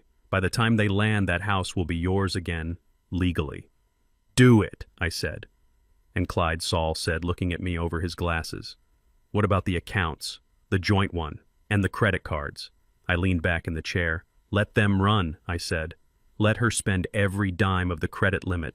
Let her dig the hole so deep she can see China. And then, I said, lock it all down." Saul nodded. He understood. "When should I execute the freeze?" he asked. I looked at my watch. It was a 12-hour flight to Dubai, plus the time difference. "Give them 48 hours, I said. Let them get comfortable. Let them get used to the service. Let them order the Wagyu beef." Saul made a note on his pad. 48 hours. And then we drop the hammer. "Exactly." I stood up to leave. "Clyde," Saul said, "you know, once we do this, there is no going back. Jamal, he is going to be caught in the crossfire." "He is not in the crossfire, Saul," I said, walking to the door. "He is holding the gun. He just doesn't know it is pointed at his own foot." I walked out of the office. The sun was shining. It was a beautiful day. I drove back to the house. My house. I walked inside. It felt different now. It didn't feel like their house anymore. It felt like a battlefield that I had just recaptured.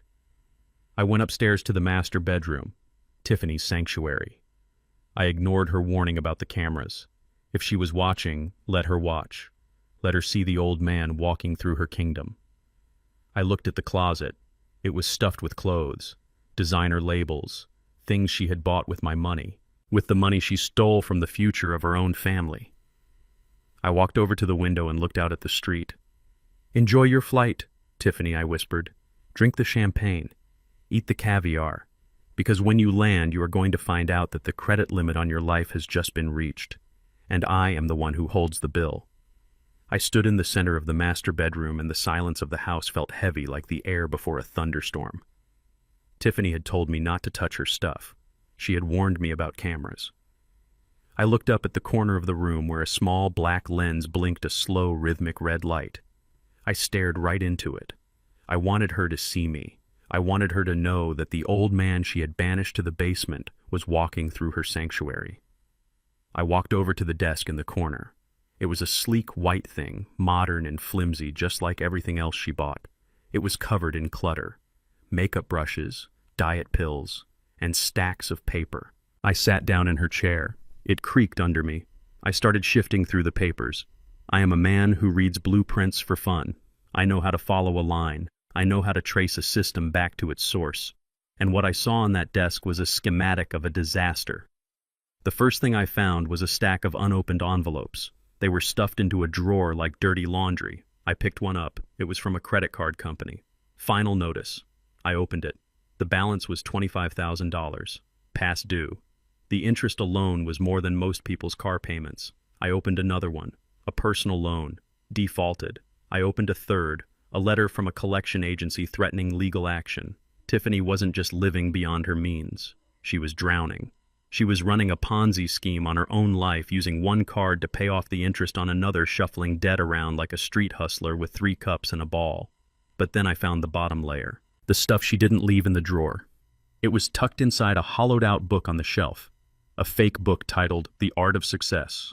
Inside were handwritten notes, scrawled on napkins, on the backs of receipts. Vinny, $15,000, due Friday. High-stakes poker game, Jamal needs buy-in. And a letter. A typed letter on heavy paper with no letterhead. It was short, brutal. Mrs. Washington, we have been patient. The Dubai trip is a nice idea, but we expect payment before you leave. If we do not receive the $80,000 by Tuesday, we will assume you do not value your husband's kneecaps. I felt a cold chill run down my spine that had nothing to do with the air conditioning. $80,000. The exact amount she sold my car for. She didn't sell Beatrice to fund a brand launch. She didn't sell it to start a business. She sold it to save her skin. She sold it to pay off a loan shark she had borrowed money from, probably to fund the last luxury vacation or the last designer wardrobe update. And the Dubai trip. That wasn't a business trip. That was a Hail Mary. I looked at her notebook again, the one with the business plan. I read between the lines now. Find investor. Meet Sheikh. Secure funding. She was going over there to hunt. She was looking for a rich mark, someone to bail her out of the hole she had dug. She was taking my son to the other side of the world to dangle him as bait, or maybe just as a prop while she tried to con a billionaire. She wasn't an influencer. She was a grifter, a desperate, dangerous grifter who had run out of road. I sat back in the chair and looked at the blinking red light of the camera. "You are in trouble, Tiffany," I whispered. "You are in deep, deep trouble." She had sold my memories to pay for her mistakes. She had stolen my identity to keep her house of cards standing for one more week. And she had dragged my son into the middle of a shark tank without a cage. I felt a surge of protectiveness for Jamal mixed with a hot, burning rage. He was an idiot, yes. He was weak. But he was my blood, and she was using him as collateral. I took the letter from the loan shark. I took the credit card statements. I took photos of them with my phone. Evidence. Then I put everything back exactly where I found it. I closed the hollow book. I shut the drawer. I stood up and walked out of the room. I went downstairs to my office. The real office. The one in the basement that they thought was just a storage room for my old magazines. I have a safe down there. A real safe. Not the tin box in the closet upstairs. This one is fireproof, waterproof, and bolted to the foundation. I opened it. Inside were the deeds. The real deeds. I pulled out the file for the house. 124 Maple Drive. I had transferred the title to Jamal 2 years ago. I wanted him to have stability. I wanted him to feel like a man. But I wasn't stupid. I had seen the way Tiffany looked at the property. I had seen the way she calculated the square footage. So I had Saul put a clause in the transfer agreement, a reversionary clause. It was standard in some trusts, but rare in a direct transfer. In the event that the grantee or their spouse attempts to encumber, sell, or liquidate any asset belonging to the grantor without express written permission, or if they commit any act of financial malfeasance against the grantor, the title to the property shall immediately revert to the grantor. Financial malfeasance, selling a car you don't own, forging a signature, opening fraudulent credit cards. She had checked every box. She had triggered every tripwire I had laid. I picked up the phone and dialed Saul's direct line again. "It is me," I said. "Clyde, did they take off?" "They are in the air," I said. "And Saul, I found the motive." "Do tell." "She owes money to the wrong people, Saul. Unofficial lenders, $80,000. That is why she sold the car so cheap. She needed cash fast. And Dubai isn't a vacation. It is a fishing expedition. She is looking for a whale." Saul let out a low whistle. "She is desperate." "She is dangerous," I corrected. "She put a target on my son's back. If she doesn't pay these people..." "Well, the note was specific about Jamal's knees." "Okay." Saul said, his voice shifting into combat mode. "So we need to move fast. We need to cut her off before she drags him down any further." "Execute the reversion," I said. "Pull the deed. I want that house back in my name by the end of the business day." "I can do that," Saul said. "I have the affidavit of forgery from Sal regarding the car. That constitutes financial malfeasance against the grantor. It triggers the clause automatically. I just need to file the notice with the county clerk." "File it," I said. "And Saul, initiate eviction proceedings." "Against who?" "Against the occupants," I said. "When they land, I want them to be trespassing." "You are locking them out." "I am locking them out," I said. "I am changing the locks today. I am putting their stuff on the curb. If they want back in, they can call the police. And if they call the police, they have to explain why they sold a stolen car." "It is aggressive, Clyde. It is necessary," I said. "She is a cancer, Saul. You don't treat cancer with aspirin, you cut it out."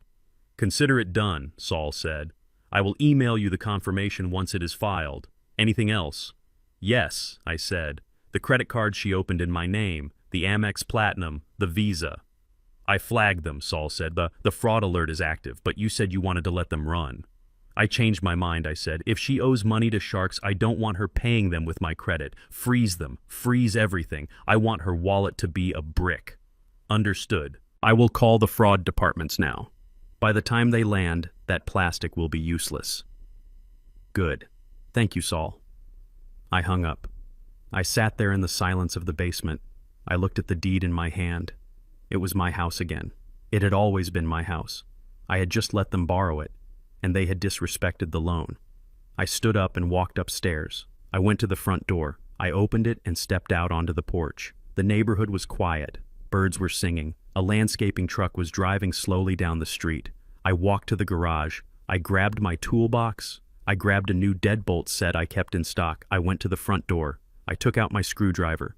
I started taking the lock apart. It felt good. It felt like fixing something that was broken. I removed the old hardware. The brass was tarnished. I threw it in the trash. I installed the new lock. Heavy duty, grade 1 security. I tightened the screws. I tested the key. Click, thunk, solid. I did the same for the back door, and the side door, and the door leading from the garage to the house. I locked them all out. Then I went back to the master bedroom. I grabbed a stack of boxes. I didn't bother folding her clothes this time. I wasn't packing for a trip. I was clearing out debris. I swept her designer dresses off the hangers and stuffed them into the boxes. I threw in the shoes, the bags, the endless bottles of lotions and creams. I carried the boxes downstairs and stacked them in the driveway. It made a wall of cardboard and greed. I went back for Jamal's things. I was gentler with his. I folded his shirts. I packed his books. I put his framed diploma on top so the glass wouldn't break. I put his boxes next to hers, but separate. Even in eviction, I wanted him to know there was a difference. When I was done, the house felt lighter. It felt bigger. The echo was back. I walked through the empty rooms. I opened the windows to let the fresh air in to blow out the smell of her perfume. I sat down in my armchair in the living room, the one Jamal had been sitting in when he told me to move to the basement. I looked at my watch. They were somewhere over the Atlantic now, sipping wine, watching movies, thinking they had gotten away with it. I pulled out my phone and checked my email. A message from Saul Goldstein, subject deed reversion confirmation. Attached was a PDF, a digital copy of the filing receipt. The house was mine, legal, binding, irrevocable. I forwarded the email to Jamal. I didn't add a message. I didn't need to. The document spoke for itself. He wouldn't see it until he landed and turned his phone on. That moment, that precise moment when the plane touches down and everyone turns off airplane mode and the notifications start flooding in. Ping, ping, ping, credit card declined, fraud alert, bank account frozen, eviction notice. It was going to be a symphony of bad news. I closed my eyes and listened to the silence of my home. I was alone. But I was the captain again. And the mutiny was over. I sat in my armchair in the darkened living room, the glow of my laptop screen the only light in the house. It was 3 a.m. here in the States, but in Dubai the sun was blazing. I had the flight tracker open in one tab and my banking alerts in another. The little plane icon touched down on the digital map. They had landed. I took a sip of water. My throat was dry, not from thirst, but from anticipation. I imagined the blast of desert heat hitting them as they stepped out of the airport. I imagined Tiffany adjusting her sunglasses, looking around as if she owned the sand beneath her feet. She had made it. She was in the land of gold and excess. I leaned forward watching the transaction feed. It didn't take long. Ping. Uber Black. Dubai International Airport to Burj Al Arab. $150. They weren't wasting any time. They were going straight to the most expensive hotel in the world. The one shaped like a sailboat. The one that charges more for a night than most people pay for rent in 3 months. I could see it all in my mind, pieced together by the digital breadcrumbs she was leaving behind. I checked her Instagram. She hadn't posted yet, but I knew she was filming. She was documenting her ascent to the throne. In Dubai, Tiffany was stepping out of the black SUV, the humidity instantly attacking her hair. She probably didn't care. She was looking up at the hotel towering over the Persian Gulf and seeing her future. "We made it, babe," she likely said to Jamal, squeezing his arm. "Look at this. This is where we belong." Jamal, tired from the flight, probably just nodded, dragging the designer luggage toward the gold-plated revolving doors. He was a follower. He would follow her off a cliff if she told him there was a VIP lounge at the bottom. Ping. Burj Al Arab. Front desk. Deposit hold. $5,000. The card went through. I had told Saul to freeze them, but international systems can be slow, or perhaps the credit limits were so high on the fraudulent card she opened that the initial pre-authorizations were slipping through the net before the fraud alert fully locked down the account. Or maybe, just maybe, the bank was letting them hang themselves a little further. Either way, she was checking in. I imagined them in the lobby. The atrium is the tallest in the world. Gold leaf everywhere. Aquariums. Fountains jumping like dancers. Tiffany would be spinning in circles, her phone out, recording a story. "Hey guys, just checked into the Burj. So excited for what's coming. Big things happening. Stay tuned." She would be smiling, that fake wide smile, showing off her teeth, showing off the life she stole from me. They got to the room. A suite, obviously. 2 floors. A staircase made of marble. A panoramic view of the ocean. Ping. Room service. $300. Champagne. And probably some truffles. I watched the screen. I saw the pattern. She was testing the waters. She was swiping the card, waiting for the decline. And when it didn't come, she got bolder.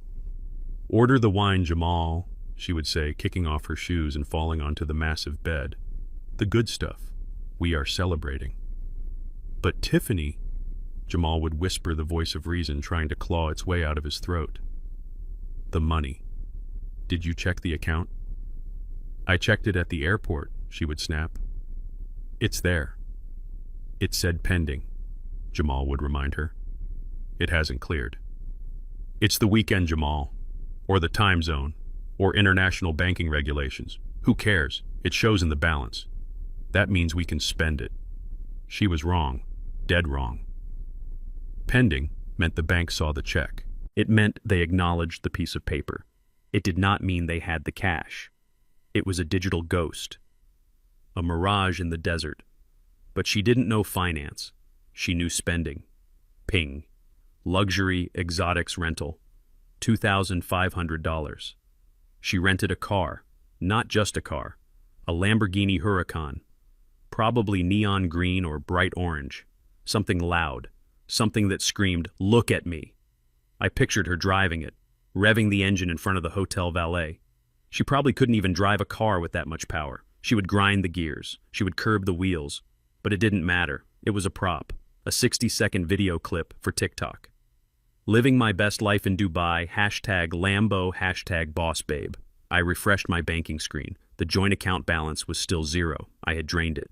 But she wasn't using that card. She was using the Amex Platinum she opened in my name, the one with the $50,000 limit. She was burning my credit score to keep herself warm. Ping. The Dubai Mall. This was it, the main event. The Burj Al Arab was just the appetizer. The mall was the main course. I imagined them walking through the massive corridors, the air conditioning freezing, the smell of oud wood and expensive leather everywhere. Tiffany would be walking fast, her heels clicking on the polished marble, her eyes darting from store window to store window. Gucci, Prada, Versace. She stopped at Hermes. I saw the transaction hit a few minutes later. Ping. Hermes. $12,000. A Birkin. Or maybe a Kelly. A bag. A leather sack to hold things. $12,000. That was a year of mortgage payments for some people. That was a college tuition. Jamal must have been sweating. I could feel his anxiety from across the ocean. "Tiff, that is a lot," he would say, looking at the receipt.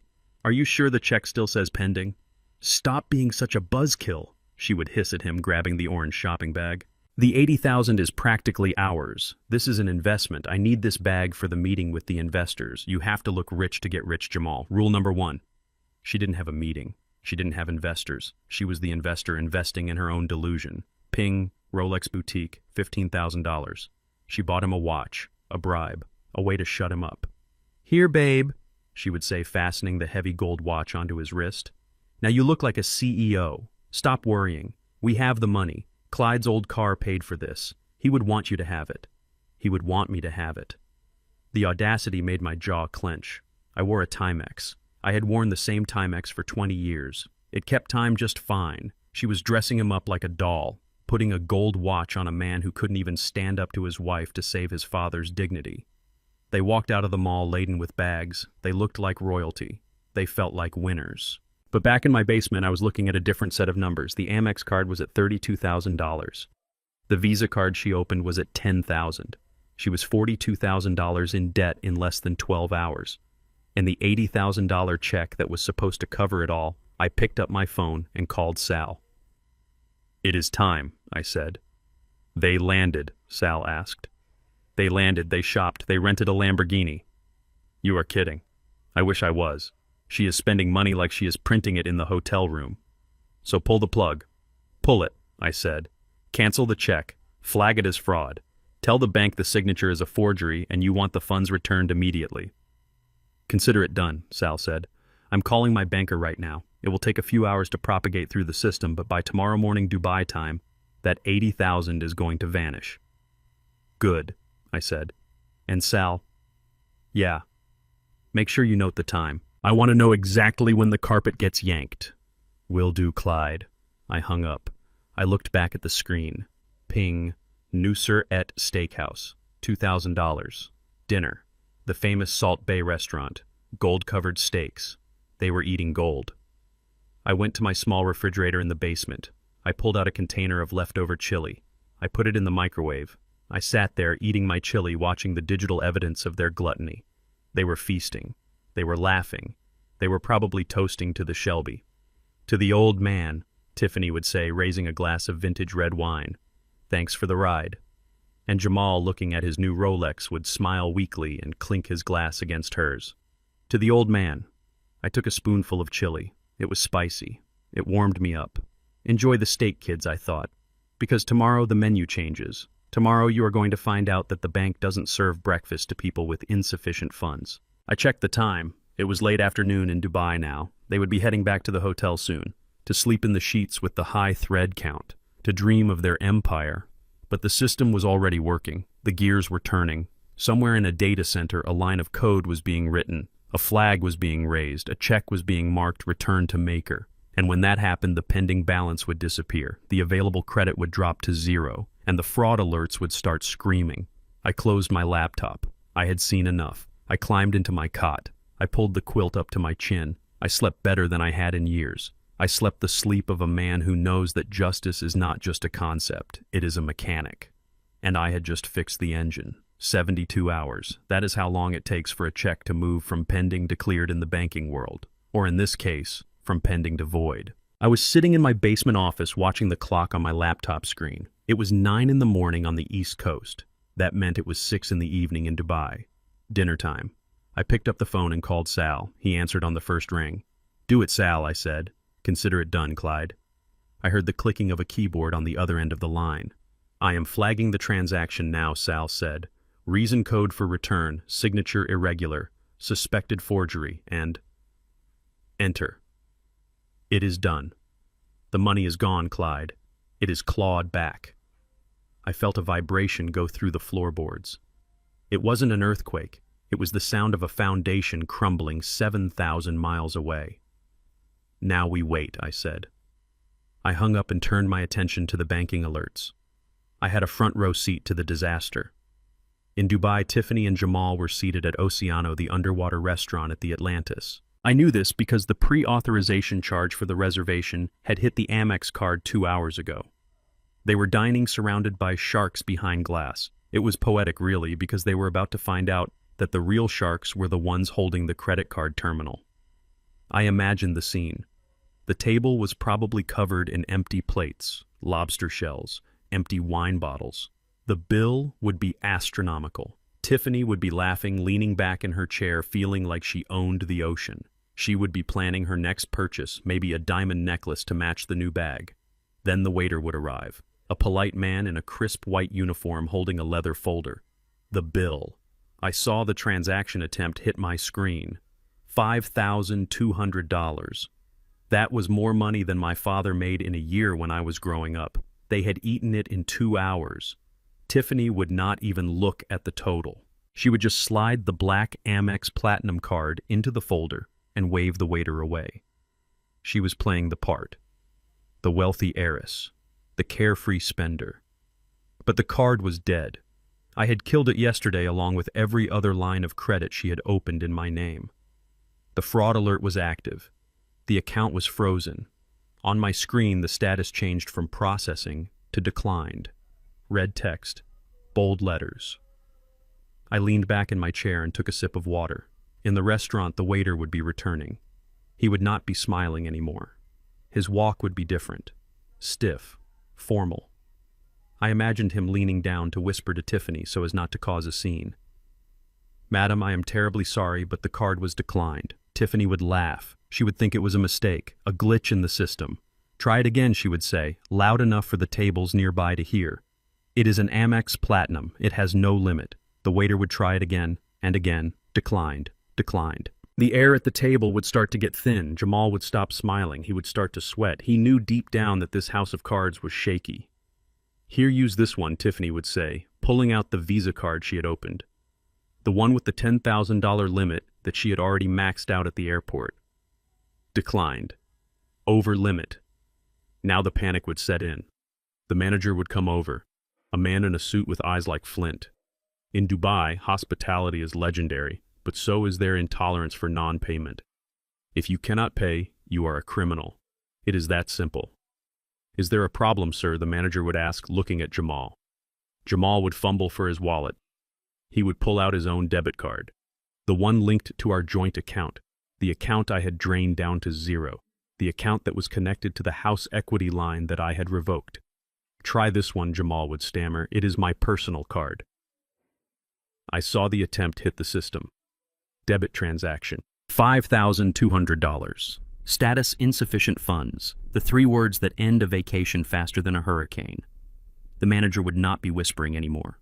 He would signal to the security guards standing by the entrance. They would step forward, blocking the exit.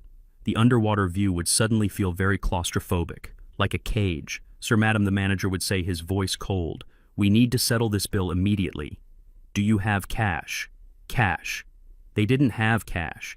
They had $80,000 of imaginary money that Sal had just deleted from existence. Tiffany would be frantic now. She would be checking her banking app on her phone. She would be logging in to see why the transfers weren't working.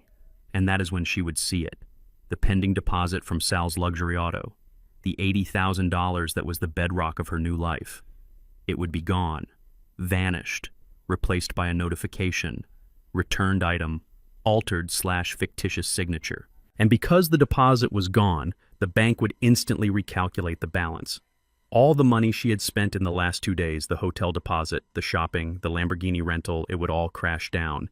The account would be in the negative, deep, deep in the red. She would scream. I knew she would scream. She would scream at Jamal. She would scream at the phone. "My money," she would yell. "Where is my money?" But nobody in that restaurant would care about her missing money. They only cared about the $5,000 she owed them for the food she had just digested. The manager would pick up the phone, not to call the bank, but to call the police. In Dubai, the police drive Ferraris and McLarens, but they are still the police, and they take debt very seriously. If you bounce a check or fail to pay a bill, you go to jail. You stay there until the debt is paid. Jamal would know this. He watched the same documentaries I did. He would be terrified. He would be looking at his wife, the woman who promised him the world, and seeing her for what she was, a fraud, a liability. Wait, Jamal would say, his hands shaking. We can fix this. We just need to go back to the hotel. We have cash at the hotel. He was lying. They didn't have cash, but he was trying to buy time. The manager would shake his head. I cannot let you leave, sir. The police are on their way. No, please, Jamal would beg. Look, I have collateral. He would take off the Rolex. The $15,000 watch Tiffany had bought him with stolen money just yesterday. It was heavy. It was gold. It was the only real thing they had left.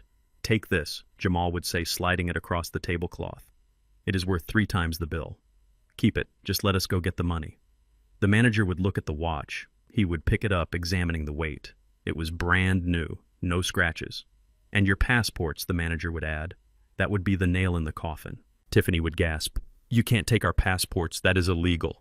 You committed theft of services, madam, the manager would reply. Until this bill is paid, you are not going anywhere. The passports ensure you return. Or you can wait for the officers. They will take your passports anyway when they book you into the detention center.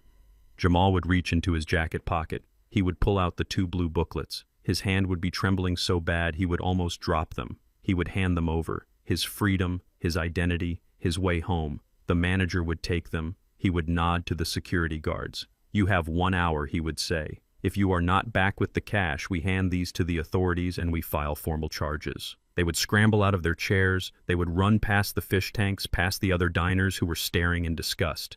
They would run out into the hot, humid night air of Dubai. But they had nowhere to run. They couldn't go back to the hotel. The hotel would have tried to run the card for the daily charges by now. It would have declined. Their room key wouldn't work. Their luggage would be held hostage. They were stranded, broke, and the clock was ticking. Back in my basement, I closed the laptop. I didn't need to see any more alerts. I knew exactly what was happening. I felt a heavy sadness settle in my chest. It wasn't regret. I did not regret what I had done. It was the sadness of a father watching his son learn that fire burns. I had told him not to touch the stove. I had warned him, but he had to touch it. He had to feel the heat to believe it. Now he was burned. I stood up and walked over to the small window that looked out at the backyard. It was dark outside. My reflection stared back at me in the glass. I looked old. I looked tired. But I looked resolved. They would be calling soon. The panic call. The save us call. I walked over to my cot and sat down. I waited. 10 minutes later, the phone rang. It was Jamal. I let it ring 3 times before I picked up. Hello? Dad? Jamal was sobbing. He was hyperventilating. Dad, you have to help us, please. We are going to jail. I kept my voice calm, slow. What happened, son? Everything is gone, Dad. The money, the $80,000, it disappeared. The bank took it back. They said the signature was fake, and the credit cards, they are all declined. We are at a restaurant. We owe $5,000. They took my passport. Dad. They took my watch. If we don't pay in an hour, they are sending us to prison. I listened to his terror. It was real.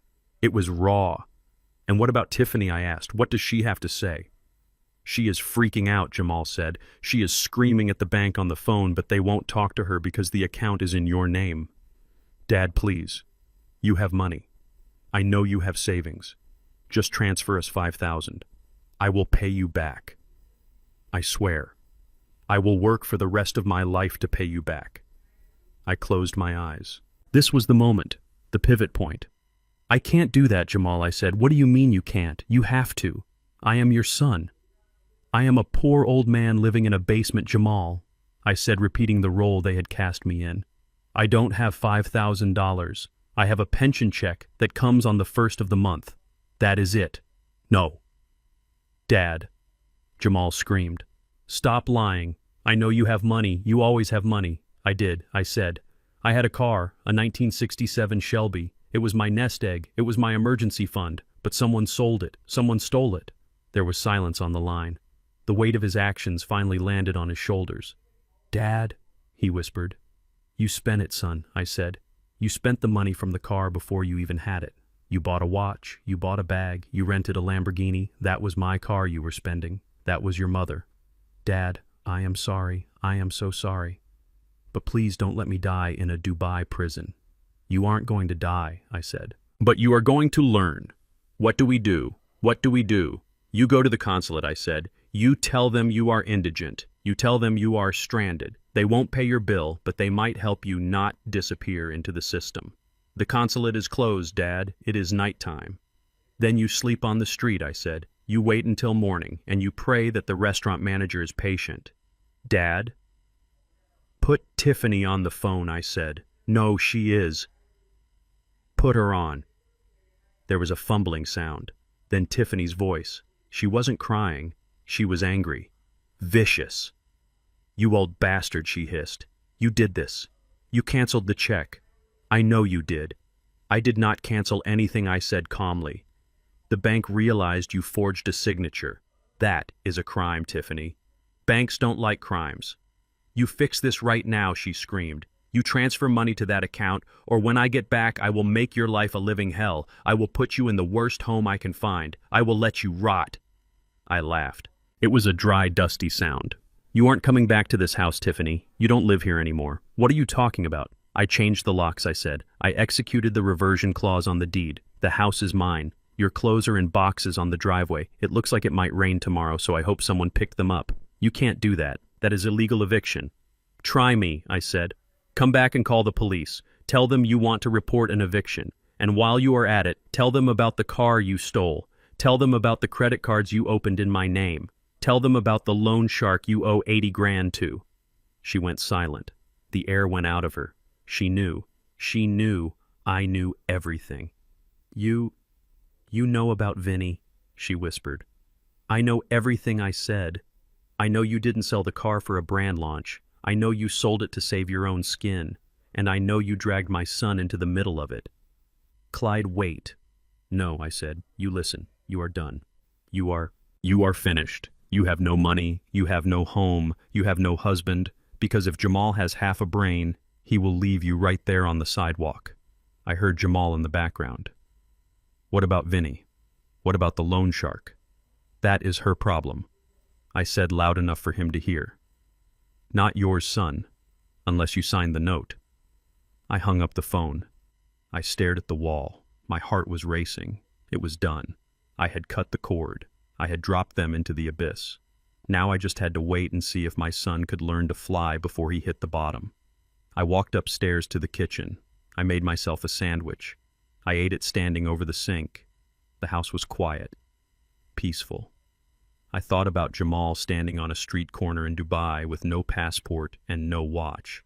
I thought about the fear he must be feeling. It was necessary. It was the only way. But it still broke my heart. I washed my plate. I dried it. I put it away. Then I went to the living room and sat in the dark waiting for the sun to rise, waiting for them to find a way home. Or not. The tuition had been paid. Now we would see if the lesson stuck.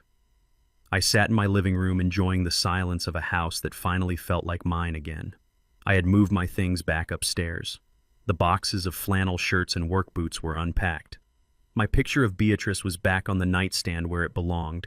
I had made myself a cup of chamomile tea and I was sitting in my favorite armchair, the one that faced the window looking out at the street.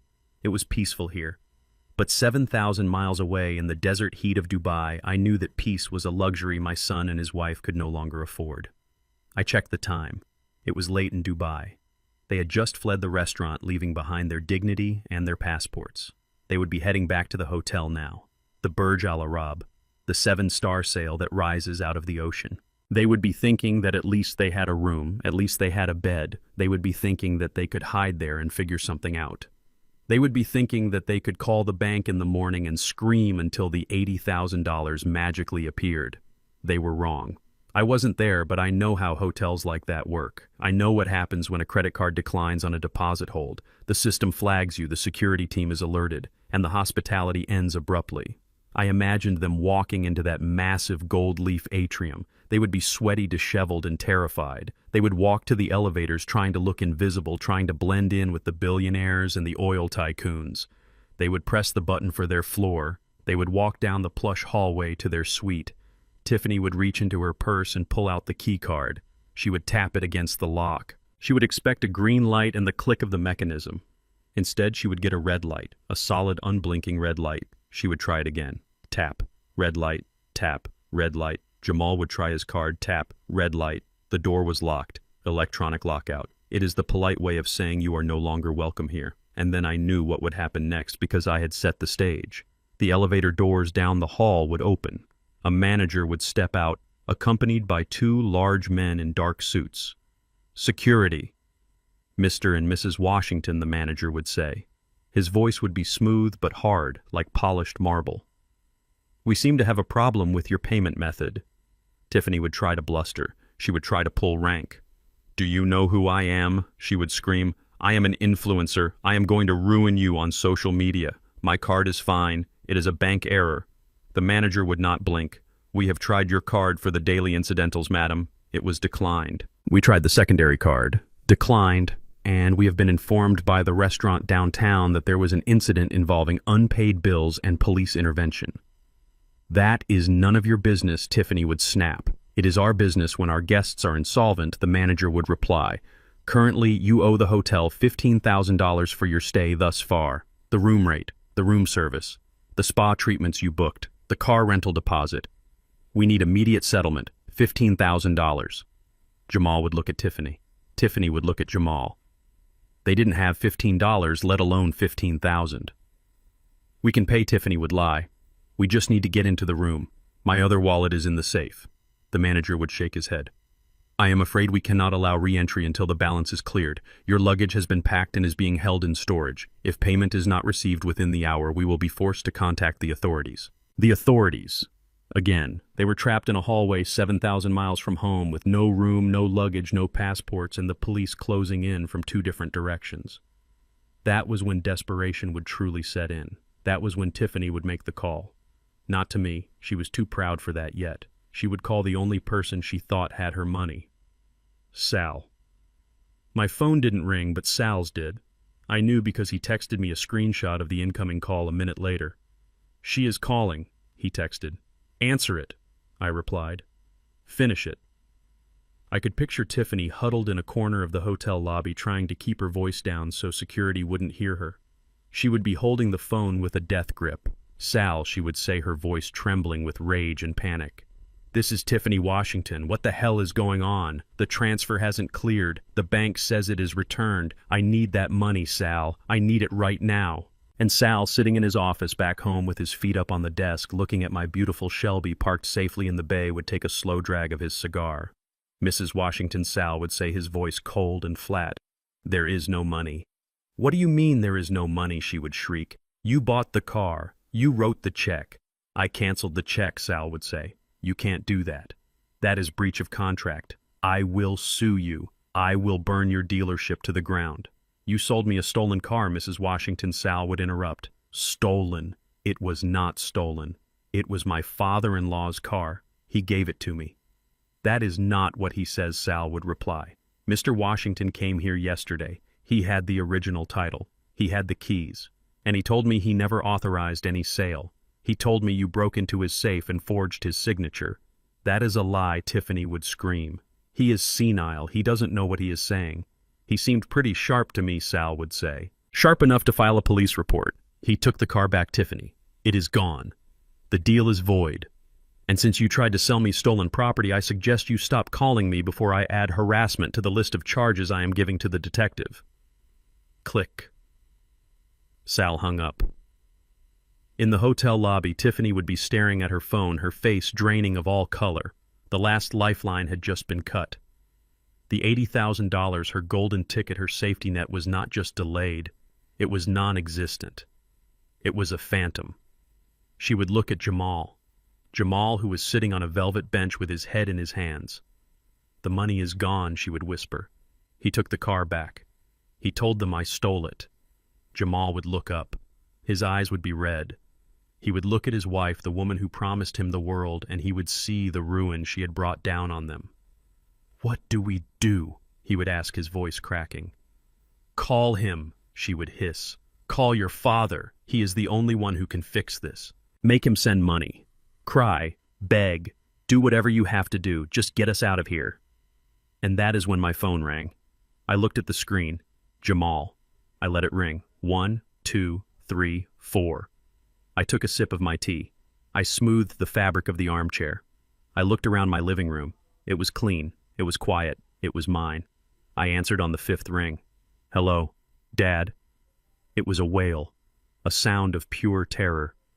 Dad, help us, please. You have to help us.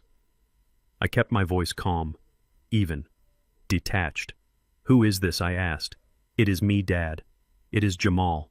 Dad, we are in trouble. We are in so much trouble. Oh, Jamal, I said. I thought you were in Dubai having the time of your life. How is the trip, son? How is the rebrand going? Dad, stop, please. We are trapped. We are at the hotel and they locked us out. They want $15,000, Dad. $15,000. Or they are going to arrest us. They already took my passport at the restaurant. Now the hotel is calling the police, too. We are going to go to jail in a foreign country, Dad. You have to do something. I listened to him. I heard the fear, but I also heard the entitlement. He still thought I was his safety net. He still thought I was the old man who would fix everything if he just cried loud enough. I don't understand, son, I said. Why are you calling me? You have $80,000 from the car sale. Tiffany said she handled everything. It is gone, Dad. It is gone. The dealership canceled the check. Sal, he said you took the car back. He said you told him it was stolen. It was stolen, Jamal, I said. Dad, no. Tiffany she borrowed it. We were going to pay you back. We were investing. You forged my signature, I said. You broke into my safe. That is not borrowing, son. That is a felony. Dad, please, we can argue about this later. Right now we are going to die here. They are going to throw us in a hole and forget about us. You have to send money. Just $15,000. Please, I know you have it. You have savings. You have the house equity. Just transfer it. I will pay you back the rest of my life, I swear.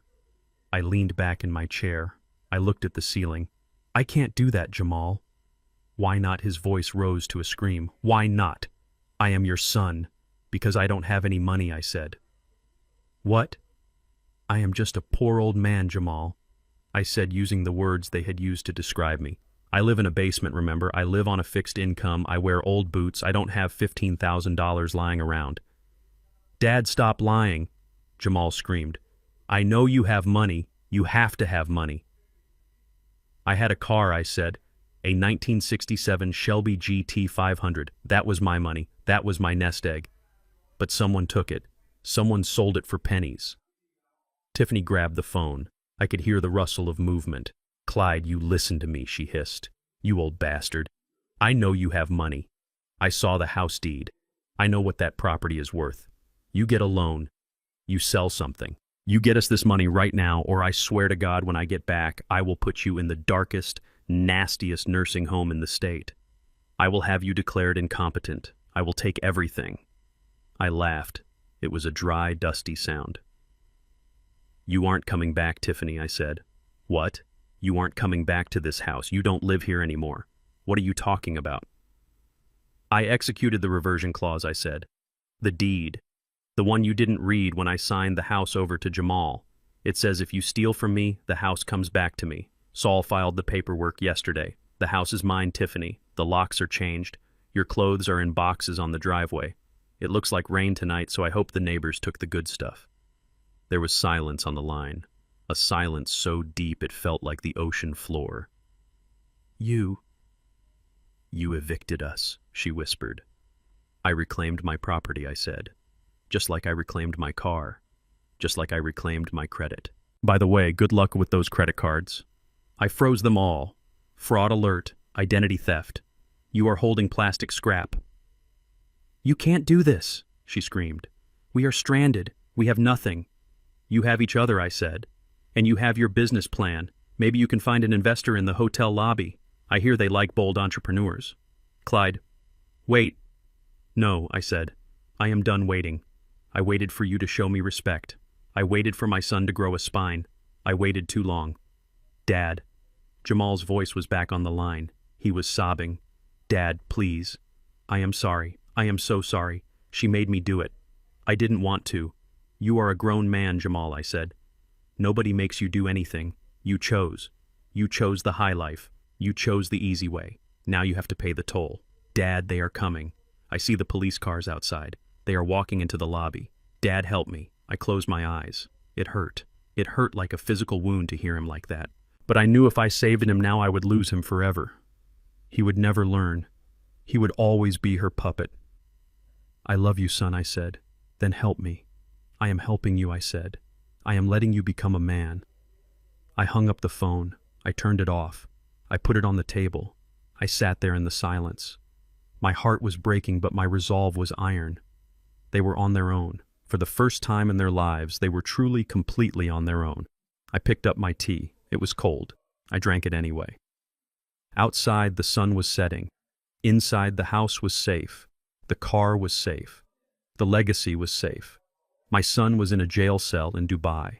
But maybe, just maybe, that was the only place he could finally find himself. I sat in the darkness of my living room, and I let the silence wash over me. It was a heavy silence. The kind that comes after a storm has passed, leaving nothing but wreckage in its wake. I had hung up the phone. I had severed the connection. But in my mind, I could still see what was happening 7,000 miles away. I did not need a live feed. I knew the laws of physics, and I knew the laws of Dubai.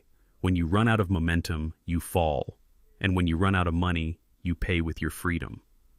In the lobby of the Burj Al Arab, the opulent gold leaf pillars and the dancing fountains were witnessing a scene that would never make it onto Tiffany's Instagram feed.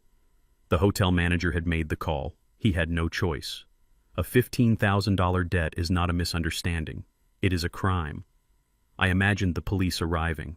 They would not come in with sirens wailing. They would glide up to the entrance in white luxury patrol cars. The officers would be polite, immaculate uniforms, serious faces.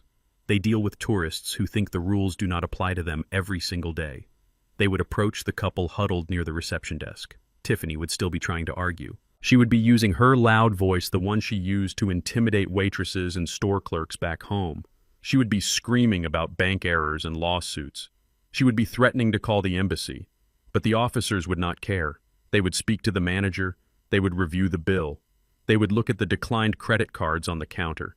And then they would turn to my son and his wife. I could see Jamal's face, the color draining out of it, the sweat beading on his forehead.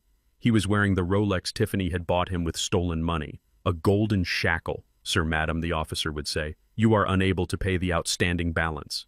"We can pay," Tiffany would shriek. "My father-in-law is sending the money. It is just a delay." "We have verified with the bank," the officer would say calmly. "The funds were returned due to fraud. There is no money coming." That word, fraud, it hangs in the air like smoke. "Please," Jamal would beg, "just let us go. We will leave the country. We won't come back. I am afraid we cannot do that." The officer would reply, "In this country, debt must be settled. Until it is, you are under the custody of the state." Then the handcuffs would come out. I flinched in my armchair. The thought of my son in handcuffs made my stomach turn. I remembered holding his hand when he was a toddler, helping him cross the street. Now he was crossing a line I could not pull him back from. They would cuff Jamal first. He would not fight. He would slump his shoulders defeated. Then they would move to Tiffany. She would fight. She would pull away. She would scream that they were hurting her, that this was a mistake, that she was a celebrity. They would not be gentle. They would spin her around. They would click the metal cuffs onto her wrists. The sound of finality. They would be led out through the lobby, past the tourists sipping tea, past the influencers taking selfies. They would be paraded like criminals. The walk of shame. They would be put into separate cars. Tiffany would be screaming at Jamal through the window, blaming him, telling him to fix it. Jamal would just be staring out at the desert night, watching his life dissolve. I took a deep breath and stood up. It was done. They were in the system. Now I had to do my part here. I went upstairs and changed into a suit. My court suit, navy blue, crisp white shirt. I tied my tie with steady hands. I pinned my Navy service pin to the lapel. I wanted to look like a man who commanded respect. I grabbed the folder from the table, the folder containing the forged title, the credit card statements, the eviction notice, and the affidavit from Sal. I drove to the precinct. It was late, but the detectives were there. I had called ahead. Detective Miller was expecting me. I walked into the station. It smelled of stale coffee and floor wax. I walked up to the desk sergeant. "I am here to see Detective Miller," I said. "My name is Clyde Washington." He pointed me toward the back offices. Miller was a young guy, sharp eyes, tired face. He stood up when I walked in. "Mr. Washington," he said, "have a seat." I sat down. I placed the folder on his desk. I want to file a report, I said. Miller opened a notebook. Go ahead. I want to report the theft of a motor vehicle. A 1967 Shelby GT 500, value approximately $250,000. Miller whistled. That is a serious car. Who took it? My daughter-in-law, I said. Tiffany Washington.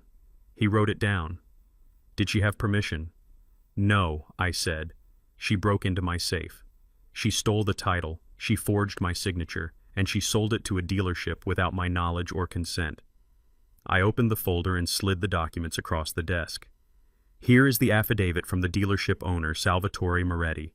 He confirms the signature did not match. He confirms she represented herself as the owner. He has the car secured. Miller looked at the papers. This is grand theft auto, he said, and forgery in the first degree. There is more, I said. I slid the credit card statements across. She also stole my identity. She used my social security number to open 3 credit cards in my name. She charged over $40,000 in less than 48 hours. Identity theft, Miller said, adding it to the list. That brings it up to a federal level, potentially, and I continued, my voice getting quieter. I want to file charges for elder abuse, financial exploitation. Miller looked up. His pen stopped moving. Explain that one, Mr. Washington. I told him about the basement. I told him about the plan I overheard. I told him about how they moved me into a storage room so they could take over my house. I told him about the coercion, the manipulation, the way they made me feel like I was a burden so I would hand over my assets. Miller's face hardened. He had parents too. That is enough, he said, closing the notebook. We have more than enough for an arrest warrant. Where is she now? She is in Dubai, I said. Miller blinked. Dubai. Yes. She used the money she thought she got from the car sale and the credit card she opened in my name to fund a luxury trip. She took my son with her. Miller rubbed his temples. That complicates things. We can't just go pick her up. I know, I said. But you can issue a warrant. You can flag her passport. We can, Miller said. We can put a red notice out. If she tries to board a plane, if she tries to cross a border, she will be flagged. That is what I want, I said. And the son, Miller asked. Is he involved? I hesitated. This was the hardest part. He was there, I said. He knew about the car. He benefited from the money, so he is an accomplice. I looked at the floor. I saw Jamal's face again. He is weak, detective. He did what she told him. But he did not sign the title. He did not open the cards. Miller nodded. He understood what I was not saying. I was giving my son a lifeline. A very thin one. We will focus on Tiffany, Miller said. She is the primary aggressor. But your son, if he is with her, he might get swept up when she is detained. He is already detained, I said. Excuse me. They were arrested tonight in Dubai, I said, for theft of services. They couldn't pay their hotel bill because I canceled the check and froze the cards. Miller leaned back in his chair. A slow smile spread across his face. You stranded them. I stopped them from spending any more of my money, I said. Miller laughed. Remind me never to cross you, Mr. Washington. So here is the situation, Miller said, leaning forward. They are in custody in Dubai. That is good. It means they aren't going anywhere. I am going to file these charges tonight. I will get a judge to sign the warrant first thing in the morning. We will upload it to the NCIC database and notify the State Department. What does that mean for them, I asked. It means that whenever Dubai is done with them, whenever they get deported or released, they are going to be sent straight back here, and we will be waiting at the gate with a pair of bracelets. And Tiffany. She is looking at 10 to 15 years, Miller said. Grand theft, forgery, identity theft, elder abuse. The prosecutor is going to have a field day, especially with the flight records. Flight records. Yes, Miller said, tapping the credit card statement. You have proof here that she bought the plane tickets with the fraudulent card. That connects the theft directly to the flight. It makes it interstate flight to avoid prosecution if we want to push it. It cements the intent. She stole the money specifically to flee the country. I hadn't thought of that. It was another nail in her coffin. Do it, I said. File the charges. I stood up. I felt lighter. The legal machinery was in motion. It was out of my hands now. It was in the hands of the state. Thank you, mister. Washington, Miller said, shaking my hand. You did the right thing. A lot of people let family get away with this. They lose everything because they are afraid to act. I was afraid, I said. But I was more afraid of what would happen if I didn't stop her.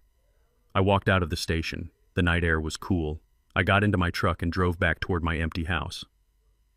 I thought about Jamal sitting in a cell in Dubai. It would be hot, it would be crowded. He would be scared. I hoped he was thinking. I hoped he was thinking about the choices he made. I hoped he was thinking about the wife he chose. I hoped he was thinking about his father. I pulled into my driveway. I saw the wall of boxes still sitting there. Tiffany's life packed in cardboard. I walked past them and went inside. I went to the basement one last time. I packed up the cot. I folded the quilt. I carried them upstairs to the guest room. I was not sleeping in the basement anymore. I went to the master bedroom. I stripped the sheets off the bed. I threw them in the trash. I would buy new ones tomorrow. I lay down on the mattress. It felt huge without Beatrice. I closed my eyes. 7,000 miles away, my son was paying the price. And here, in the silence of my home, I whispered a prayer. Lord, watch over him. Keep him safe. But don't let him out. Not yet. He needs to sit in the dark for a while, so he can finally see the light. 30 days. In the grand scheme of a life, 30 days is a blink of an eye. It is a single page on a calendar. But when you are locked in a holding cell in the middle of the Arabian desert, 30 days is an eternity. It is enough time to forget what air conditioning feels like. It is enough time to forget the taste of filtered water. And it is certainly enough time to forget that you were ever an influencer who thought the world owed you a living. I was not there to see it, but I know what happened. I know because the consulate eventually sent a report, and I know because I know my son. And I know the woman he married. The Dubai detention center is not the Burj Al Arab. There are no gold faucets. There are no underwater restaurants. There is only concrete steel and heat. A dry, dusty heat that seeps into your bones and dries out your soul. Tiffany was in the women's wing. They took her phone. That was the first death she died.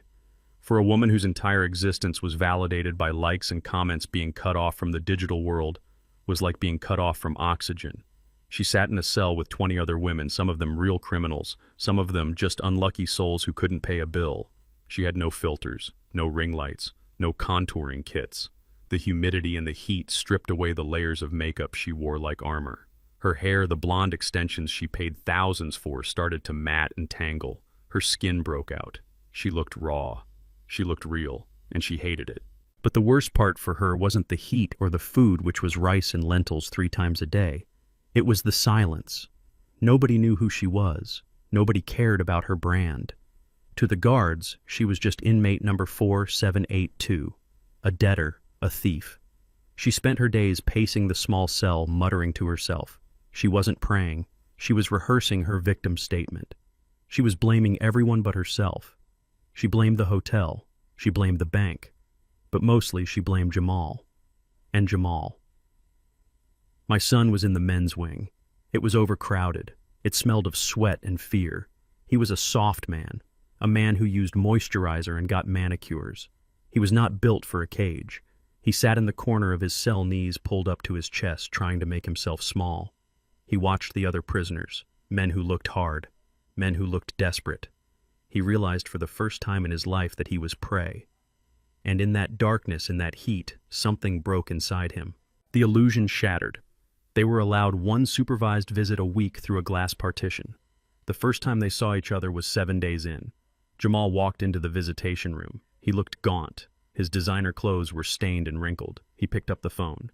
Tiffany was on the other side. She looked wild. Her eyes were manic. "Did you call him?" she hissed into the receiver. "Did you call your father?" Jamal shook his head. "They only let me make 1 call to the consulate, Tiff.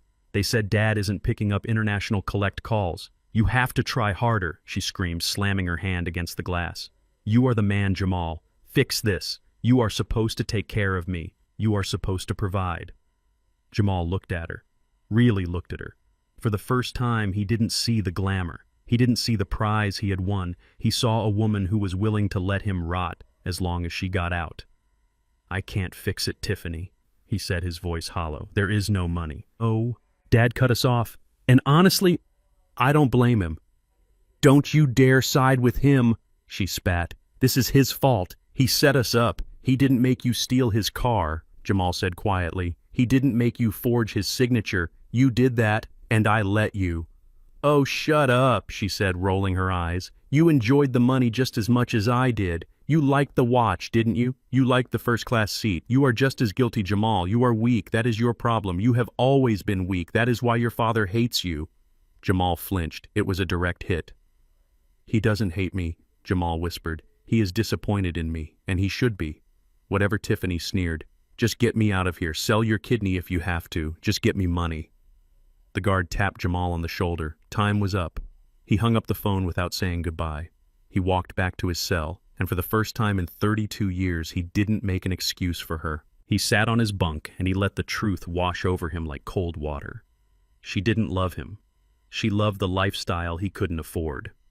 7,000 miles away, I was doing some cleaning of my own. I had hired a crew of painters. I told them I wanted every inch of the house painted. No more beige, no more eggshell, no more of that sterile hospital look Tiffany loved so much because it looked good on Instagram. I painted the living room a deep, warm navy blue. I painted the kitchen a sunny yellow. I painted the trim a crisp white. I was putting color back into my life. I was reclaiming the space.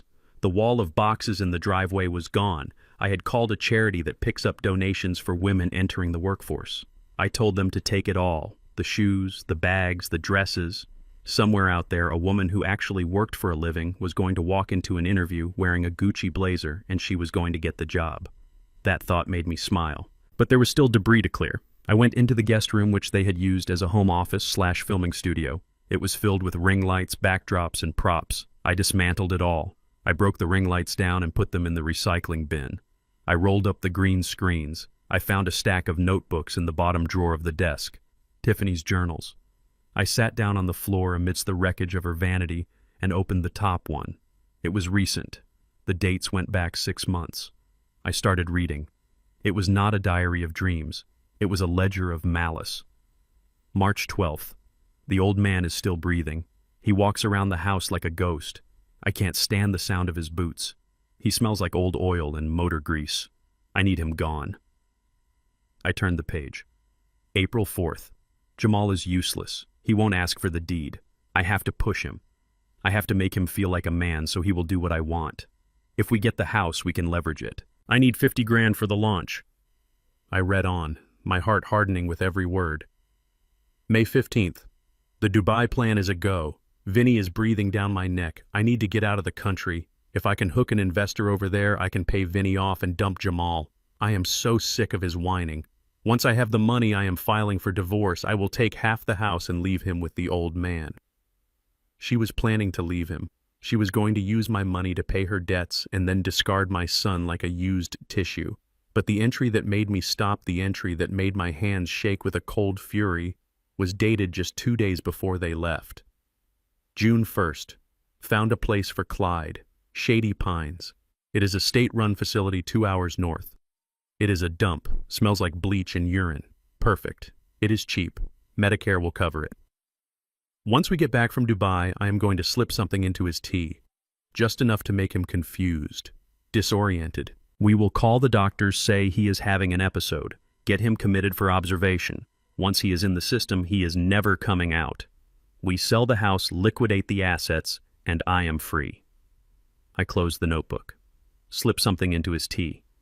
They weren't just going to declare me incompetent. They were going to poison me.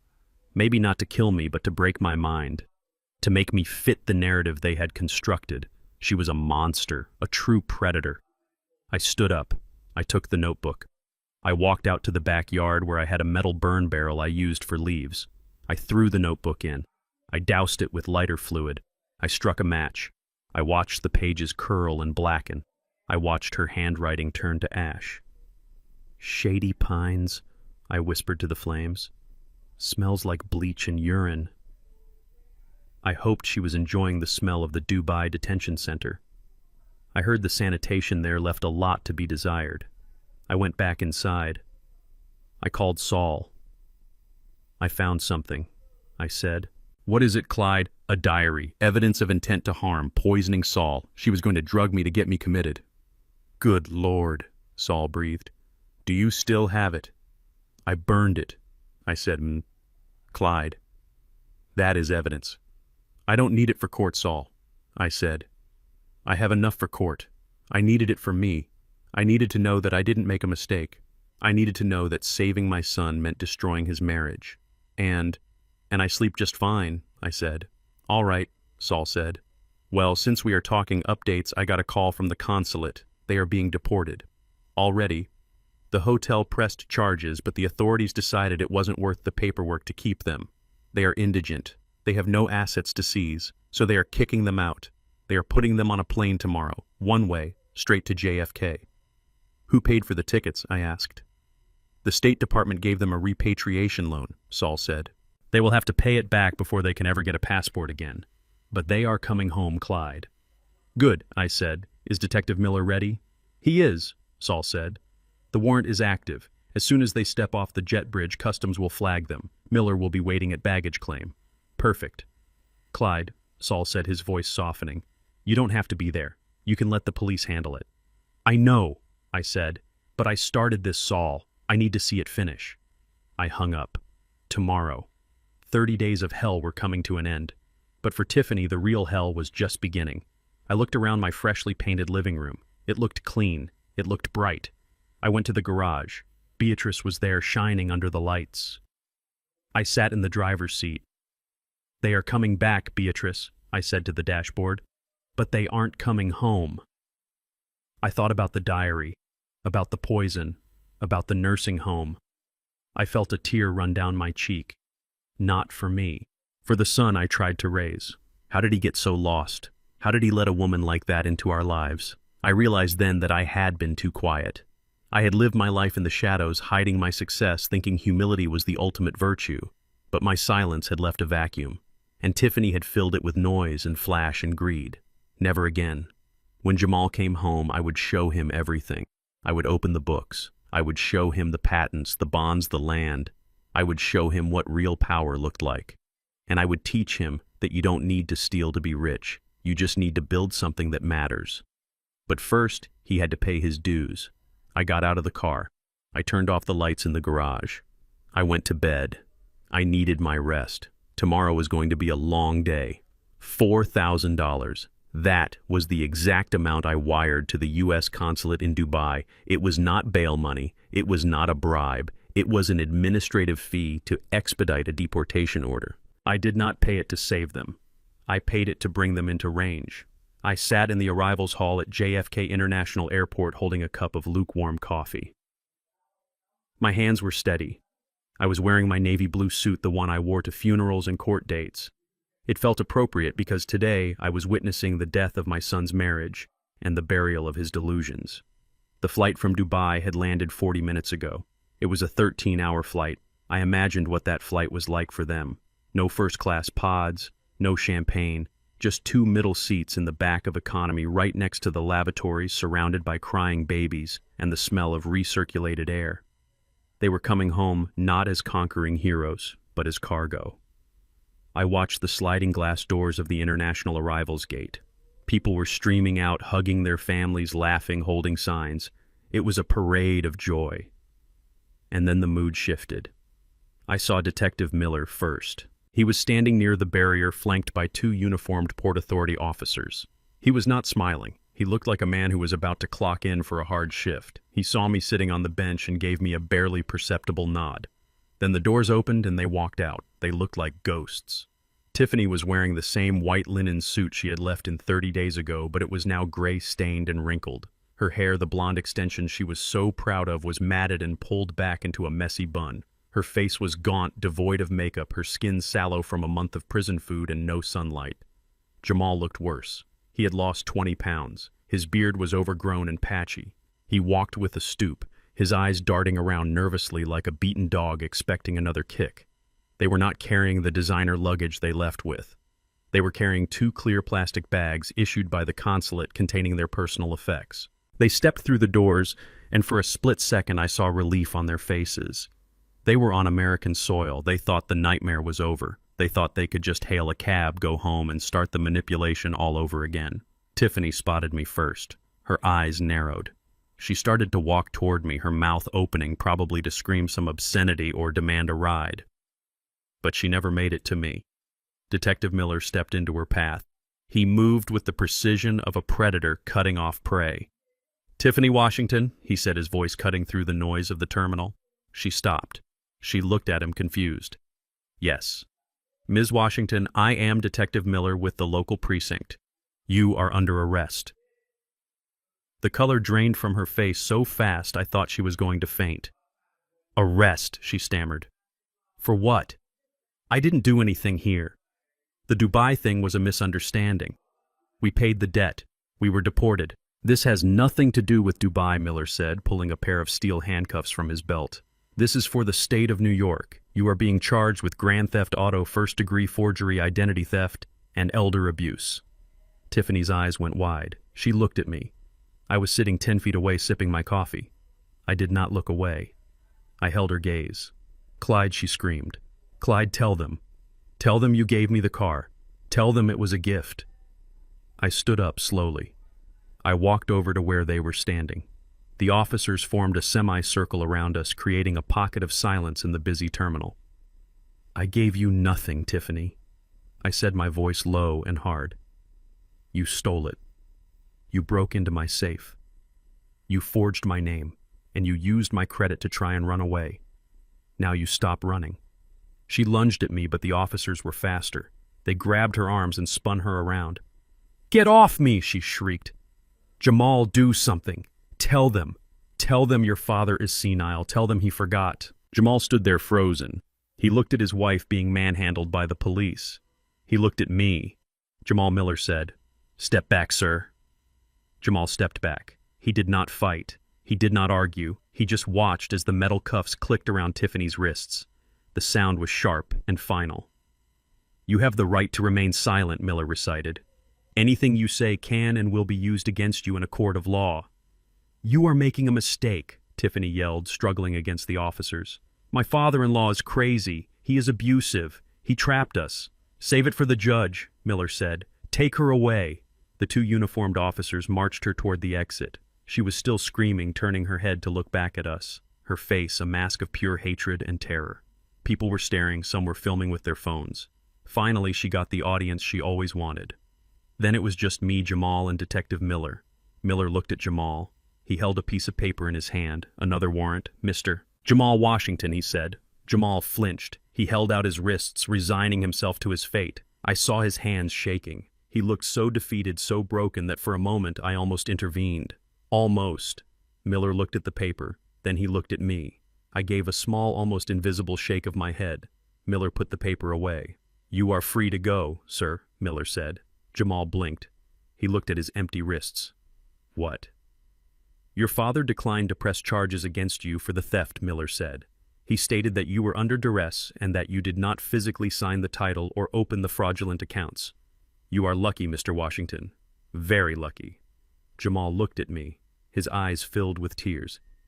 Dad, he whispered. I thanked Detective Miller. He nodded, touched the brim of his hat, and walked away to follow the patrol car carrying Tiffany.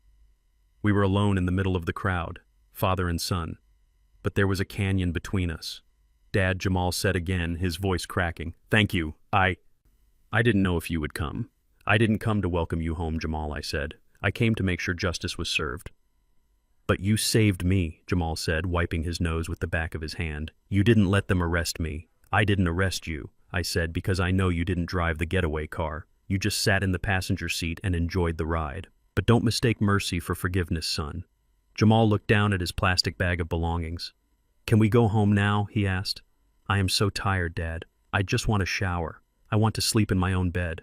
I promise I will make this right. I will get a job. I will pay you back. Just take me home. I looked at him. This was the hardest part. The part that went against every instinct I had as a parent. The instinct to shelter, to protect, to comfort. But comfort was what got us here. Comfort was the poison. You don't have a home, Jamal, I said. He looked up, startled. What? I told you on the phone, I said. I changed the locks. I executed the reversion clause on the deed. The house is mine, and you are not welcome in it. But where am I supposed to go? I don't know, I said. You are 32 years old. You are a man. Figure it out. Dad, you can't leave me here. I have no money. I have no phone. I have nothing. You have your freedom, I said, which is more than your wife has right now. You have your health. And you have a choice. I reached into my pocket. I pulled out a crumpled business card and a $20 bill. I handed them to him. "What is this?" he asked, looking at the card. "That is the address for a shelter downtown," I said. "It is clean. They have hot showers. And they have job placement services." "A shelter," Jamal whispered, horrified. "You want me to go to a homeless shelter?" "I want you to learn how to stand up," I said. "I want you to learn what it feels like to have nothing so you can appreciate what it means to have something. You spent your whole life leaning on me, leaning on Tiffany, leaning on the idea that you were entitled to a lifestyle you didn't earn." I stepped closer to him. I put my hand on his shoulder. It was thin and bony. "I love you, son," I said. "I love you enough to let you fall, because if I pick you up now, you will never learn to walk. Dad, please." "No," I said, stepping back. "No more begging, no more excuses. You are at zero, Jamal. This is rock bottom. Build something from it." I turned around and started walking toward the exit. "Dad," he called out. "Dad, don't leave me." I kept walking. My heart was breaking with every step. I wanted to turn around. I wanted to grab him, throw him in the truck, take him home, and feed him soup. But I knew that if I did that, I would be killing him. I would be killing the man he could become. I walked out of the terminal and into the parking garage. I got into my truck. I sat there for a moment, breathing hard, gripping the steering wheel. I watched the entrance through the rearview mirror. A few minutes later, Jamal walked out. He stood on the curb, clutching his plastic bag. He looked small. He looked lost. He looked around, hoping I was waiting, hoping it was a test. When he realized I wasn't there, he slumped against a concrete pillar and slid down to the ground. He put his head in his knees. I put the truck in gear. "Goodbye, son," I whispered. I drove away. I drove back to my silent house. I walked past the empty driveway. I went into the garage. I pulled the cover off the Shelby. I sat in the driver's seat. I didn't cry. I had no tears left. I just felt a heavy resolve. I had done the hard thing, the necessary thing. Now it was up to him. I went inside and made myself dinner. I ate it alone. That night I slept with the windows open. The air was cool. Around midnight my phone buzzed. It was a text from an unknown number. "I am at the shelter. It smells like bleach. But I got a bed. Good night, Dad." I stared at the screen. He had gone. He had actually gone. He didn't call a friend. He didn't beg a stranger. He took the card and he went. It was a small step, a tiny microscopic step, but it was a step in the right direction. "Good night, son," I typed back. I turned off the phone. The first crack in the shell had appeared. The boy was breaking. Maybe the man was finally trying to get out. The county jail does not have a VIP entrance. It does not have a concierge or a valet service. It is a concrete box filled with people who thought they were smarter than the system. I parked my truck in the visitor lot between a rusted sedan and a van with a flat tire. I walked up the concrete path, feeling the weight of the moment. I was not here to gloat. I was not here to spike the football. I was here to look the devil in the eye one last time and make sure she knew exactly why she was in hell. The processing area smelled of floor wax and old sweat. I emptied my pockets into a plastic bin. Keys, wallet, the phone that held the evidence that would bury her. I walked through the metal detector. I waited for the heavy steel door to buzz open. I sat in the visitation booth. It was a small cubicle divided by a thick sheet of plexiglass. The glass was scratched and clouded, scarred by thousands of angry fists and wedding rings. I waited. 5 minutes later, the door on the other side opened. A guard let her in. If I hadn't known it was her, I might not have recognized the woman who sat down in the chair opposite me. Tiffany was wearing an orange jumpsuit that was 2 sizes too big. It bagged around her shoulders, making her look shrunken. Her hair was pulled back into a severe ponytail, and the dark roots were already showing a stark contrast to the expensive blonde dye job she had maintained so religiously.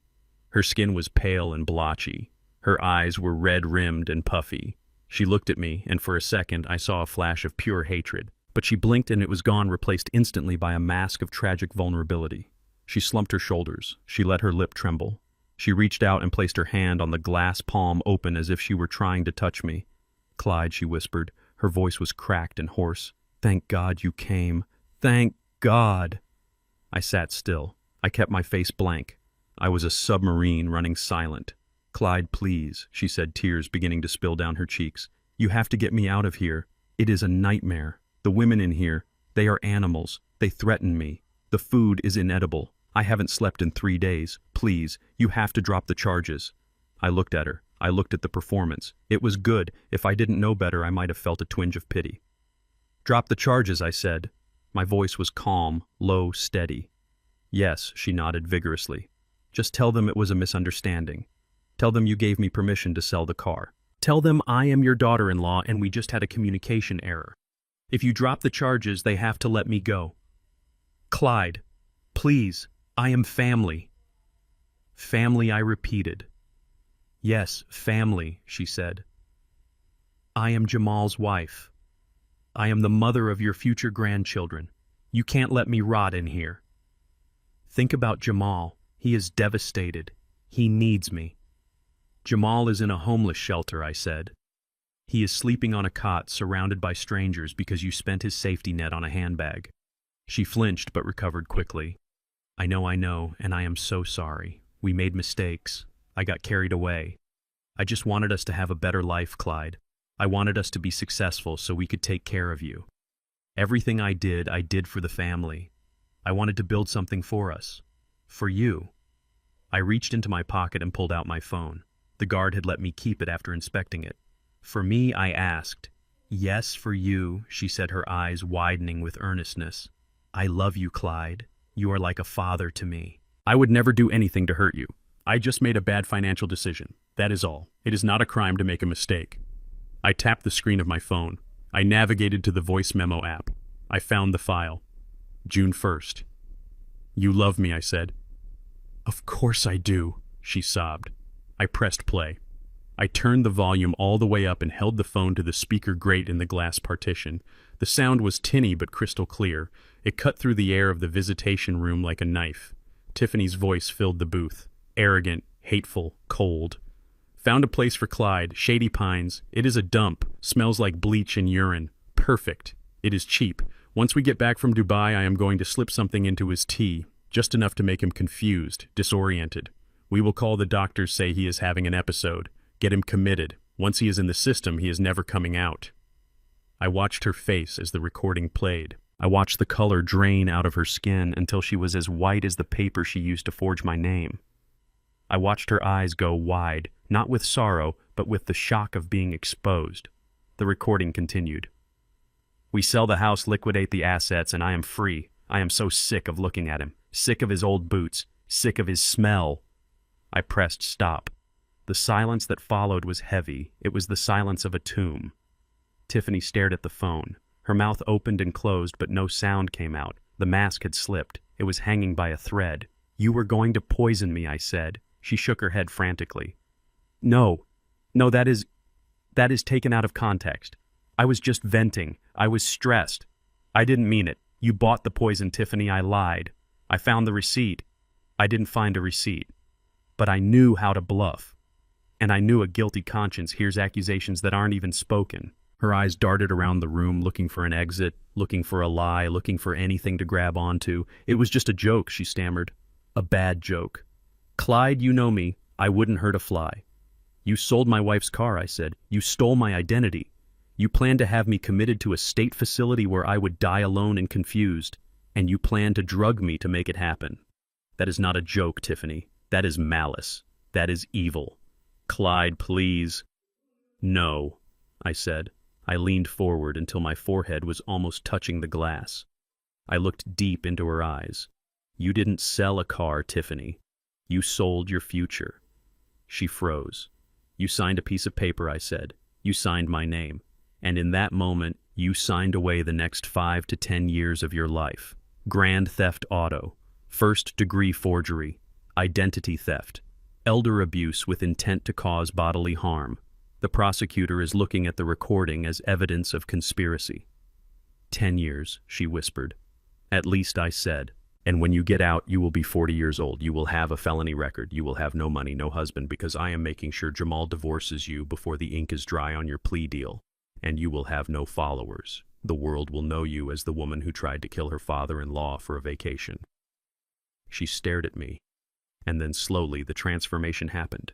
The tears stopped. The trembling lips stilled. Her face hardened. The lines around her mouth deepened. The eyes that had been begging for mercy turned into slits of pure venom. The monster came out. "You old son of a bitch," she hissed. I sat back. "There she is," I said. "There is the real Tiffany. You think you are so smart," she spat, slamming her hand against the glass again. "You think you won. You are nothing but a miserable old man hoarding money you don't know how to spend. You should have died. You should have died years ago and left that money to us. We deserved it. We are young. We are alive. You are just taking up space." I smiled. It was a genuine smile, because she had just given me the final confirmation. I wasn't punishing a mistake. I was neutralizing a threat. "I earned that space, Tiffany," I said. "I built every inch of it, and I am going to keep occupying it for a long, long time." "You will rot," she screamed. "You will die alone in that big empty house and nobody will find you for weeks. Jamal hates you. He will never forgive you for this." "Jamal is learning," I said. "He is learning what it means to be a man, and part of being a man is knowing when to cut out the cancer." I stood up. I put the phone back in my pocket. "Enjoy Shady Pines," I said, "or wherever the state sends you. I hear the food is terrible." I turned my back on her. She screamed. She pounded on the glass. She cursed my name, my wife, my ancestors. She threw every vile word she knew at my back. I walked out of the booth. I walked past the guard who was looking at the glass partition with a bored expression. "She is done," I said to him. He nodded and moved to retrieve her. I walked out of the jail and into the sunlight. The air smelled fresh. It smelled like freedom. I got into my truck. I sat there for a moment, letting the adrenaline fade. It was over. The threat was gone. She was locked away in a cage of her own making. But there was still one piece left on the board. One piece that needed to be moved. Jamal. He was out there somewhere. In the shelter. In the real world. I started the engine. I had one more stop to make. Not today, but soon. I needed to see if the seed I had planted was starting to grow. I drove home. I drove past the park where I had almost called the police days ago. I felt like a different man than the one who sat on that bench. That man was a victim. That man was afraid. This man was a survivor. I pulled into my driveway. The house looked strong, solid. I went inside. I walked to the kitchen. I opened the fridge. It was empty. I needed to go grocery shopping. Normal things, mundane things. I realized I was hungry. I hadn't eaten since breakfast. I made a list. Eggs, milk, bread, coffee. Life goes on. I put the list in my pocket. I thought about Tiffany in her cell. She would be pacing, she would be plotting, but she was powerless. Her claws had been pulled. I thought about the recording. I should probably delete it now that the police had a copy. But I didn't. I kept it. A reminder. A reminder that the people closest to you can be the most dangerous. And a reminder that silence is not always weakness. Sometimes silence is just the sound of a trap waiting to be sprung. I grabbed my keys. I went back out to the truck. I was going to the grocery store, and then I was going to visit my wife. I drove to the cemetery. It was on a hill overlooking the city. I parked the truck and walked up the path to Beatrice's grave. The grass was green, the stone was clean. I stood there for a long time. "I saved the car, B," I whispered. "And I saved the boy. At least I think I did." The wind blew through the trees. It sounded like a sigh. I touched the cold stone. "I miss you," I said. I stayed until the sun went down, then I went home. I was alone, but I wasn't lonely. I had my house, I had my car, I had my dignity, and I had a son who was currently learning the value of $1 the hard way. It was enough. For now it was enough. It was raining. A hard, cold rain that hammered against the roof and ran down the gutters in sheets. It was the kind of rain that washes the oil off the streets and makes the city look gray and unforgiving. I was sitting in the living room reading a book, but I wasn't really reading. I was listening. I knew he would come. The shelter has a 3-night limit for new arrivals before they have to move on or join a program. Tonight was the 3rd night. I saw the headlights first. A taxi slowed down in front of the house and then sped away. It didn't stop. Jamal didn't have money for a taxi. He was walking. 10 minutes later I saw him. He was standing at the front gate, the gate I had installed 2 days ago. It was 6 feet of wrought iron with an electronic lock. He was soaking wet. He wasn't wearing a coat, just a thin hoodie that clung to his frame. He looked thinner than I remembered, even though it had only been a few days. The shelter diet isn't exactly steak and lobster. He reached into his pocket and pulled out his old key. I watched him try to fit it into the lock. He tried once, twice. He jiggled it, he pushed it. Then he realized. The lock was new. The key was useless. He looked up at the house. The lights were on. He knew I was there. "Dad!" he screamed over the sound of the rain. Dad let me in. "It is freezing." I stood up. I walked to the hallway closet. I picked up the plastic bag I had prepared. It contained 3 pairs of work pants, 3 work shirts, a pair of steel toe boots, and a rain poncho. Basic. Functional. No logos. No designer labels. I walked to the front door. I opened it and stepped out onto the porch. I stayed under the overhang where it was dry. Jamal was 20 feet away, standing on the sidewalk, gripping the bars of the gate. When he saw me, his face crumpled. "Dad, please. Open the gate. I have nowhere to go. I used the last of the money you gave me for food. I am hungry, Dad. I am cold." I walked down the path. I didn't rush. I didn't run to save him. I walked with the slow, steady gait of a man who has made up his mind. I stopped 3 feet from the gate. The rain was hitting me now, but I didn't feel it. "You can't come in, Jamal," I said. My voice was low, but it cut through the storm. "What do you mean I can't come in? This is my house. You put it in my name." "I took it back," I said. "I told you." "The deed reverted. You broke the covenant. Dad, stop this." "I learned my lesson." "Okay. Tiffany is gone. She is in jail. I am alone. I have nothing. Isn't that enough punishment? Just let me come home. I will sleep in the basement. I don't care." "No," I said. I reached through the bars and dropped the plastic bag on the wet pavement. It made a heavy, wet sound. "Here," I said. "Dry clothes, work boots." Jamal looked at the bag like it was a snake. "I don't want clothes, Dad. I want to come inside. I want to take a shower." "You want comfort," I said. "You want the easy way out. You want to go back to being the boy who hid behind his wife. That boy is dead, Jamal. You have to be a man now, and men don't beg at gates." I pulled a folded piece of paper from my pocket. I held it out through the bars. "Take it," I said. He hesitated, then reached out with a trembling hand and took the paper. It was wet instantly. "What is this?" he asked. "It is an address," I said. "It is Sal's auto shop. You know Sal. He buys cars. He also fixes them." So Jamal asked, confused. So I said I spoke to him this morning. He is willing to take you on. Not as a manager, not as a partner, as an apprentice. You start at the bottom. Sweeping floors, cleaning parts, changing oil, minimum wage, $15 an hour.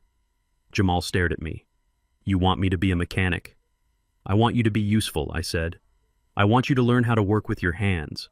I want you to know what it feels like to come home tired because you built something, not because you spent all day spending someone else's money. $15 an hour, Dad. I can't live on that. Millions of people do," I said. "You will figure it out. You will find a room. You will take the bus. You will budget. Dad, please. Sal is expecting you tomorrow morning at 6, I said. Don't be late. He fires people who are late." Jamal dropped the hand holding the paper. He looked at the house behind me, the warm yellow light spilling from the windows. "Just for tonight, Dad. Just one night. Let me sleep on the couch. I will leave in the morning." I shook my head. "If I let you in tonight, you will never leave," I said. "You will find a reason to stay. You will get comfortable, and the rot will start again. You need to stay out in the cold, Jamal. You need to remember this feeling. You need to hate this feeling so much that you never let yourself get here again." "But it is my house," he whispered. "I grew up here." "It is not your house," I said. "And it is not my house either. Not anymore." He looked at me confused. "What?" "I donated it," I said. "What?" "I signed the papers yesterday," I said. "The deed has been transferred. This house now belongs to the Beatrice Washington Foundation. It is a charitable trust I set up in your mother's name." Jamal's mouth fell open. "You gave the house away." "I gave the ownership away," I said. "The trust owns the land. The trust owns the walls. I am just the caretaker. I live here as a tenant. My job is to maintain the property. And the bylaws of the trust are very specific: no unauthorized guests, no long-term boarders, and absolutely no one with a criminal record or a history of financial negligence against the founder. "You are lying," Jamal said, his voice rising. "You are making this up." "Am I?" I asked. I pulled out my phone. I opened the email from Saul Goldstein. I held the screen up to the bars. He squinted through the rain. He saw the legal letterhead. He saw the words, "Deed of Trust." He saw the name, Beatrice Washington Foundation. He saw that I had put a legal wall between him and his inheritance that was thicker than the iron gate he was holding. "You really did it," he whispered. "You really gave it all away, just to keep it from me." "I didn't give it away to keep it from you," I said. "I gave it away to save you. As long as you thought this house was your safety net, you were never going to fly. You were always going to look down. Now the net is gone. You have to look up." He let go of the bars. He fell to his knees on the wet sidewalk. He didn't care about the mud. He didn't care about the cold. He put his face in his hands and he sobbed. It wasn't the whining cry of a child who didn't get a toy. It was the deep, guttural sound of a man who realizes he has lost everything. I watched him. My heart was twisting in my chest like a wet rag. I wanted to open the gate. I wanted to pull him up. I wanted to tell him about the bonds in the safe. I wanted to tell him that the foundation was just a shell and that he could still earn his way back in. But I couldn't. Not yet. He needed to break. He needed to shatter so he could be put back together the right way. "I am sorry, son," I whispered. He looked up. His face was streaked with rain and tears. He looked at me, and for the first time I saw something different in his eyes. It wasn't anger, it wasn't entitlement, it was fear, and it was respect. He realized then that I wasn't just his old dad who fixed cars. I wasn't just the quiet man in the flannel shirt. I was a force of nature. I was a man who could move assets, create foundations, and lock down lives with a phone call. I was dangerous. He wiped his face. He looked at the bag of clothes on the ground. He looked at the paper with Sal's address. He reached out and picked up the bag. He stood up slowly. He was shivering violently. 6 a.m. He asked, his voice shaking. 6 a.m. I confirmed. "Ask for Sal. Tell him you are Clyde's boy. He will show you where the broom is." Jamal nodded. He didn't say anything else. He didn't beg. He didn't scream. He turned around and started walking down the street. He looked small in the rain. He looked like a refugee. But he was walking. He was putting one foot in front of the other. I watched him until he turned the corner and disappeared into the night. I stood there for a long time. The rain soaked my shirt. I felt the cold seep into my bones. I turned back to the house. I walked up the path and stepped onto the porch. I looked at the new lock on the door. It was solid, unbreakable. I went inside and closed the door. I locked it. I walked to the mantel and looked at the picture of Beatrice. "He is working, Beatrice," I said to the photo. "He is at the bottom. Now let's see if he can climb." I went to the kitchen and made a pot of coffee. I wasn't going to sleep tonight. I had a feeling that tomorrow was going to be the first day of the rest of my son's life, and I wanted to be awake for it. The next morning I drove by Sal's shop at 7. I parked across the street and watched. The bay doors were open. Inside I saw Sal talking to someone. It was Jamal. He was wearing the work clothes I gave him. He was holding a broom. He looked miserable. He looked tired, but he was sweeping. I watched him push the broom across the concrete floor. Push, pull, push, pull. I smiled. He had shown up. I put the truck in gear and drove away. I didn't want him to see me. I didn't want him to think I was checking up on him. He needed to think he was alone. He needed to think he was doing this for himself. But he wasn't alone. I was watching. I would always be watching, and the trust fund, the $3 million in bonds. It was safe. It was waiting. It was the finish line. But Jamal had to run the marathon first, and he had just taken the first step. 1 year, 365 days. That is how long it takes for the earth to go around the sun, and it is exactly how long it takes for a boy to start becoming a man if you take away his toys and hand him a wrench. I drove down the industrial strip where Sal's shop was located. The asphalt was cracked and the buildings were gray, but the sun was shining on the hood of my Shelby like it was blessing the metal. I wasn't driving my old Ford truck today. I wasn't wearing my flannel shirt or my stained work pants. I was wearing a charcoal gray bespoke suit that I had made in London 20 years ago. It still fit. I was wearing polished leather shoes. I had a gold watch on my wrist. Not the flashy kind Tiffany bought for Jamal, but a Patek Philippe I bought for myself when I sold my first patent. I looked like who I really was, a man of substance, a man of means. I pulled into the lot of Sal's auto repair. The sign was faded, but the parking lot was full. Sal did good work, and honest work pays.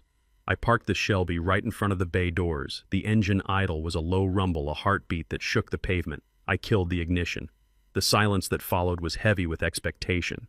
I watched the bay. A young man walked out wiping his hands on a rag. He was wearing coveralls that were covered in oil and grease. His beard was trimmed close, but his face was smudged with dirt. He looked tired. He looked worn. It was Jamal. He stopped when he saw the car. He froze. He knew that car. He knew the sound of it. He knew the shine of it. Then he looked at the driver. I opened the door and stepped out. I adjusted my cuffs. I buttoned my jacket. I stood tall. Jamal's mouth dropped open. He had never seen me like this. In his mind, I was the guy in the basement, the guy who needed help, the guy who was fading away. He didn't know he was looking at the architect of his own salvation. "Dad," he said. His voice was rough. He swallowed hard. "Hello, son," I said. He walked toward me slowly, like he was approaching a wild animal. He looked at the suit. He looked at the shoes. He looked at the car. "You look incredible," he said. "I feel incredible," I said. "How are you, Jamal?" He looked down at his dirty hands. He tried to wipe them on his pants, but the grease was stubborn. "I am working, Dad," he said. "I am tired. My back hurts. My knuckles are bleeding. Sal is a hard boss. He doesn't let me sit down."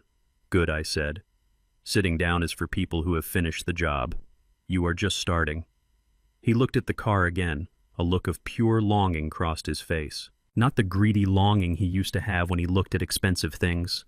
This was different. It was respect. He was looking at a machine that had been cared for, loved, and preserved.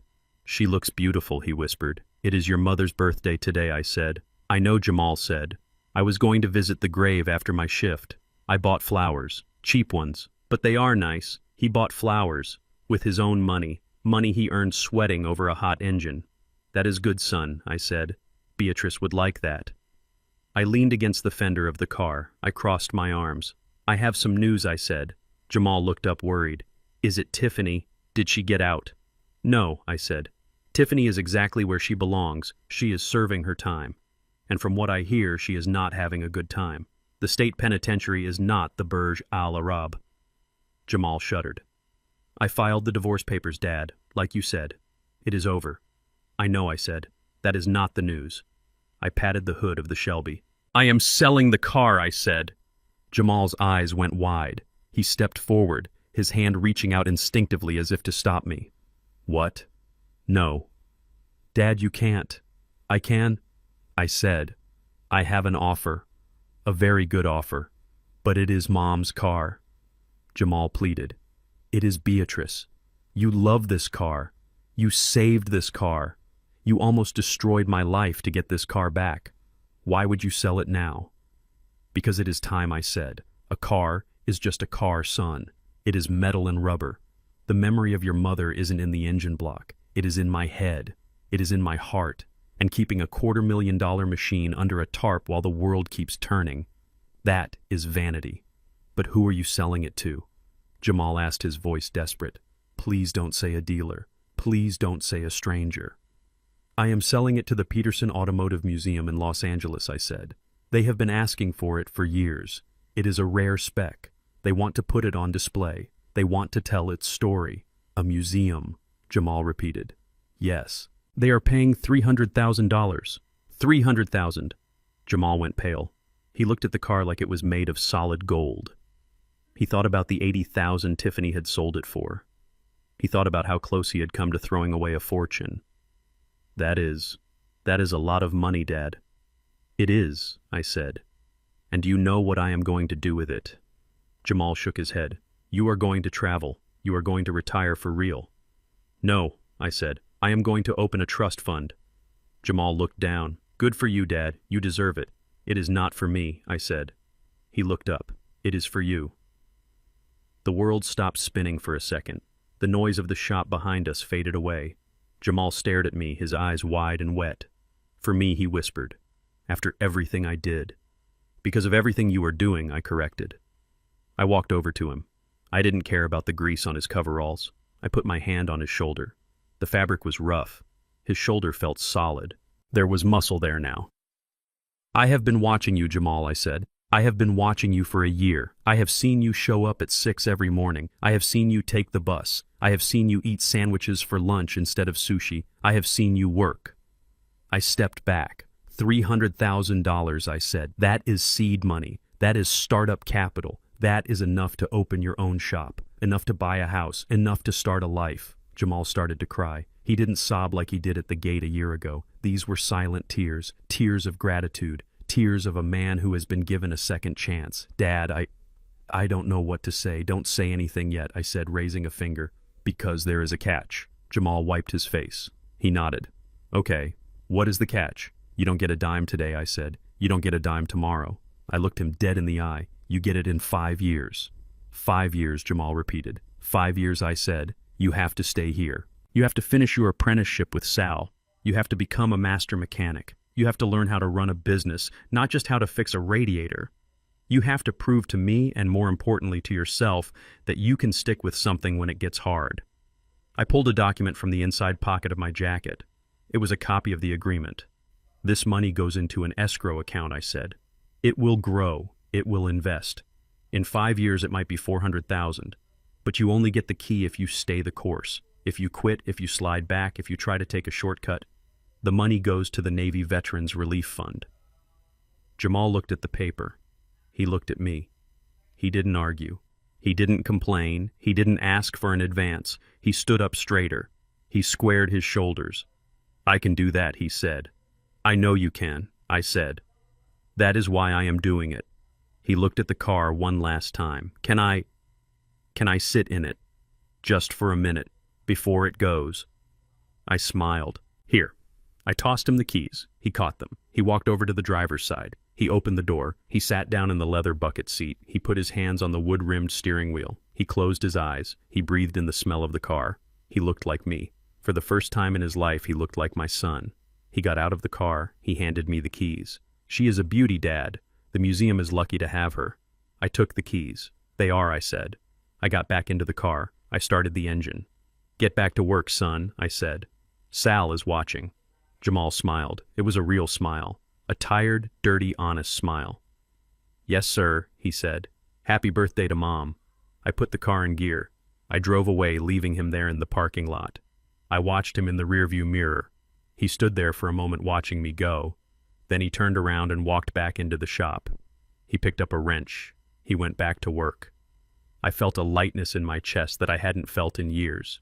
The car was going, but the legacy was staying. I drove toward the highway. I was going to drive Beatrice one last time. I was going to take her down the coast. I was going to open her up and let her run, and then I was going to let her go. Because I didn't need the car anymore. I had the memories, and I had the future. My son was going to be okay. He was going to make it. Not because I gave him money, but because I gave him a reason to earn it. And that was worth more than any car in the world. I sat in the wicker chair on the back porch of my house, looking out at the garden Beatrice had planted 20 years ago. The azaleas were in full bloom, exploding in shades of pink and white. The sun was warm on my face. The house was quiet behind me. For a long time, silence felt like loneliness. It felt like an absence. But today it felt like peace. It felt like order. I took a sip of my coffee. It was black and strong, just the way I like it. My phone was on the table next to me. It was silent. No frantic texts from Tiffany. No desperate calls from Jamal. No notifications from the bank about unauthorized charges. Just silence. I thought about my son. He was probably under a lift right now, oil dripping onto his face, wrestling with a rusted bolt. He was probably cursing. He was probably tired. But he was safe. And for the first time in his life, he was building something that no one could take away from him. He was building character. I had protected the house. I had protected the money. But more importantly, I had protected the memory of the woman who built this life with me. I didn't let them turn her legacy into a party trick or a plane ticket. I was alone, yes, but I wasn't empty. I stood up and walked to the garage. The spot where the Shelby used to sit was empty, but not for long. I pressed the button on the wall. The bay door rolled up, letting the sunlight pour onto the concrete. There she was, my new girl, a Ford GT40. It wasn't a classic like Beatrice's Shelby. It was a modern beast, carbon fiber, twin-turbo V6, 600 horsepower. It was a car that didn't look back. It only looked forward. I had bought it with the dividend check from my patent last week. I didn't hide it. I didn't cover it with a tarp. I wasn't hiding anymore. I opened the scissor door and slid into the cockpit. It fit me like a glove. I pushed the start button. The engine barked to life, a savage mechanical growl that vibrated through my chest. I backed out of the driveway. I watched the house recede in the rearview mirror. It was a good house, a strong house. It would be there when I got back. I drove toward the coast. I hit the Pacific Coast Highway and I let the car run. I pushed the pedal down and felt the G-force press me into the seat. The ocean was a blur of blue on my right. The cliffs were a blur of gold on my left. I wasn't a retired mechanic driving an old truck. I wasn't a victim of elder abuse. I wasn't a lonely widower. I was Clyde Washington. Millionaire, engineer, father. I was alive. And as the engine roared and the wind rushed over the sleek lines of the car, I realized that this was what freedom felt like. It didn't cost $80,000. It cost the courage to say no. I smiled. I shifted gears. And I drove into the sunset not because it was an ending, but because the view was just too damn good to miss. Legacy isn't about what you leave for your children in your bank account. It's about what you leave in their character. I spent years hiding my success, thinking humility would teach my son value. I was wrong. Sometimes you have to let the wolves expose themselves before you can save the sheep. Greed is a blinding light that hides the cliff's edge. My daughter-in-law chased the illusion of gold in the desert and lost the diamond she had at home. Never underestimate the quiet ones. We didn't survive this long by being foolish. We survived by knowing exactly when to stop being silent. If you enjoyed this story and want to hear more about how I handle business, hit that like button and subscribe to the channel. Let me know in the comments if you would have given Jamal a second chance or if you would have left him at the gate. I read every single one. Until next time, stay sharp and keep your eyes on the road.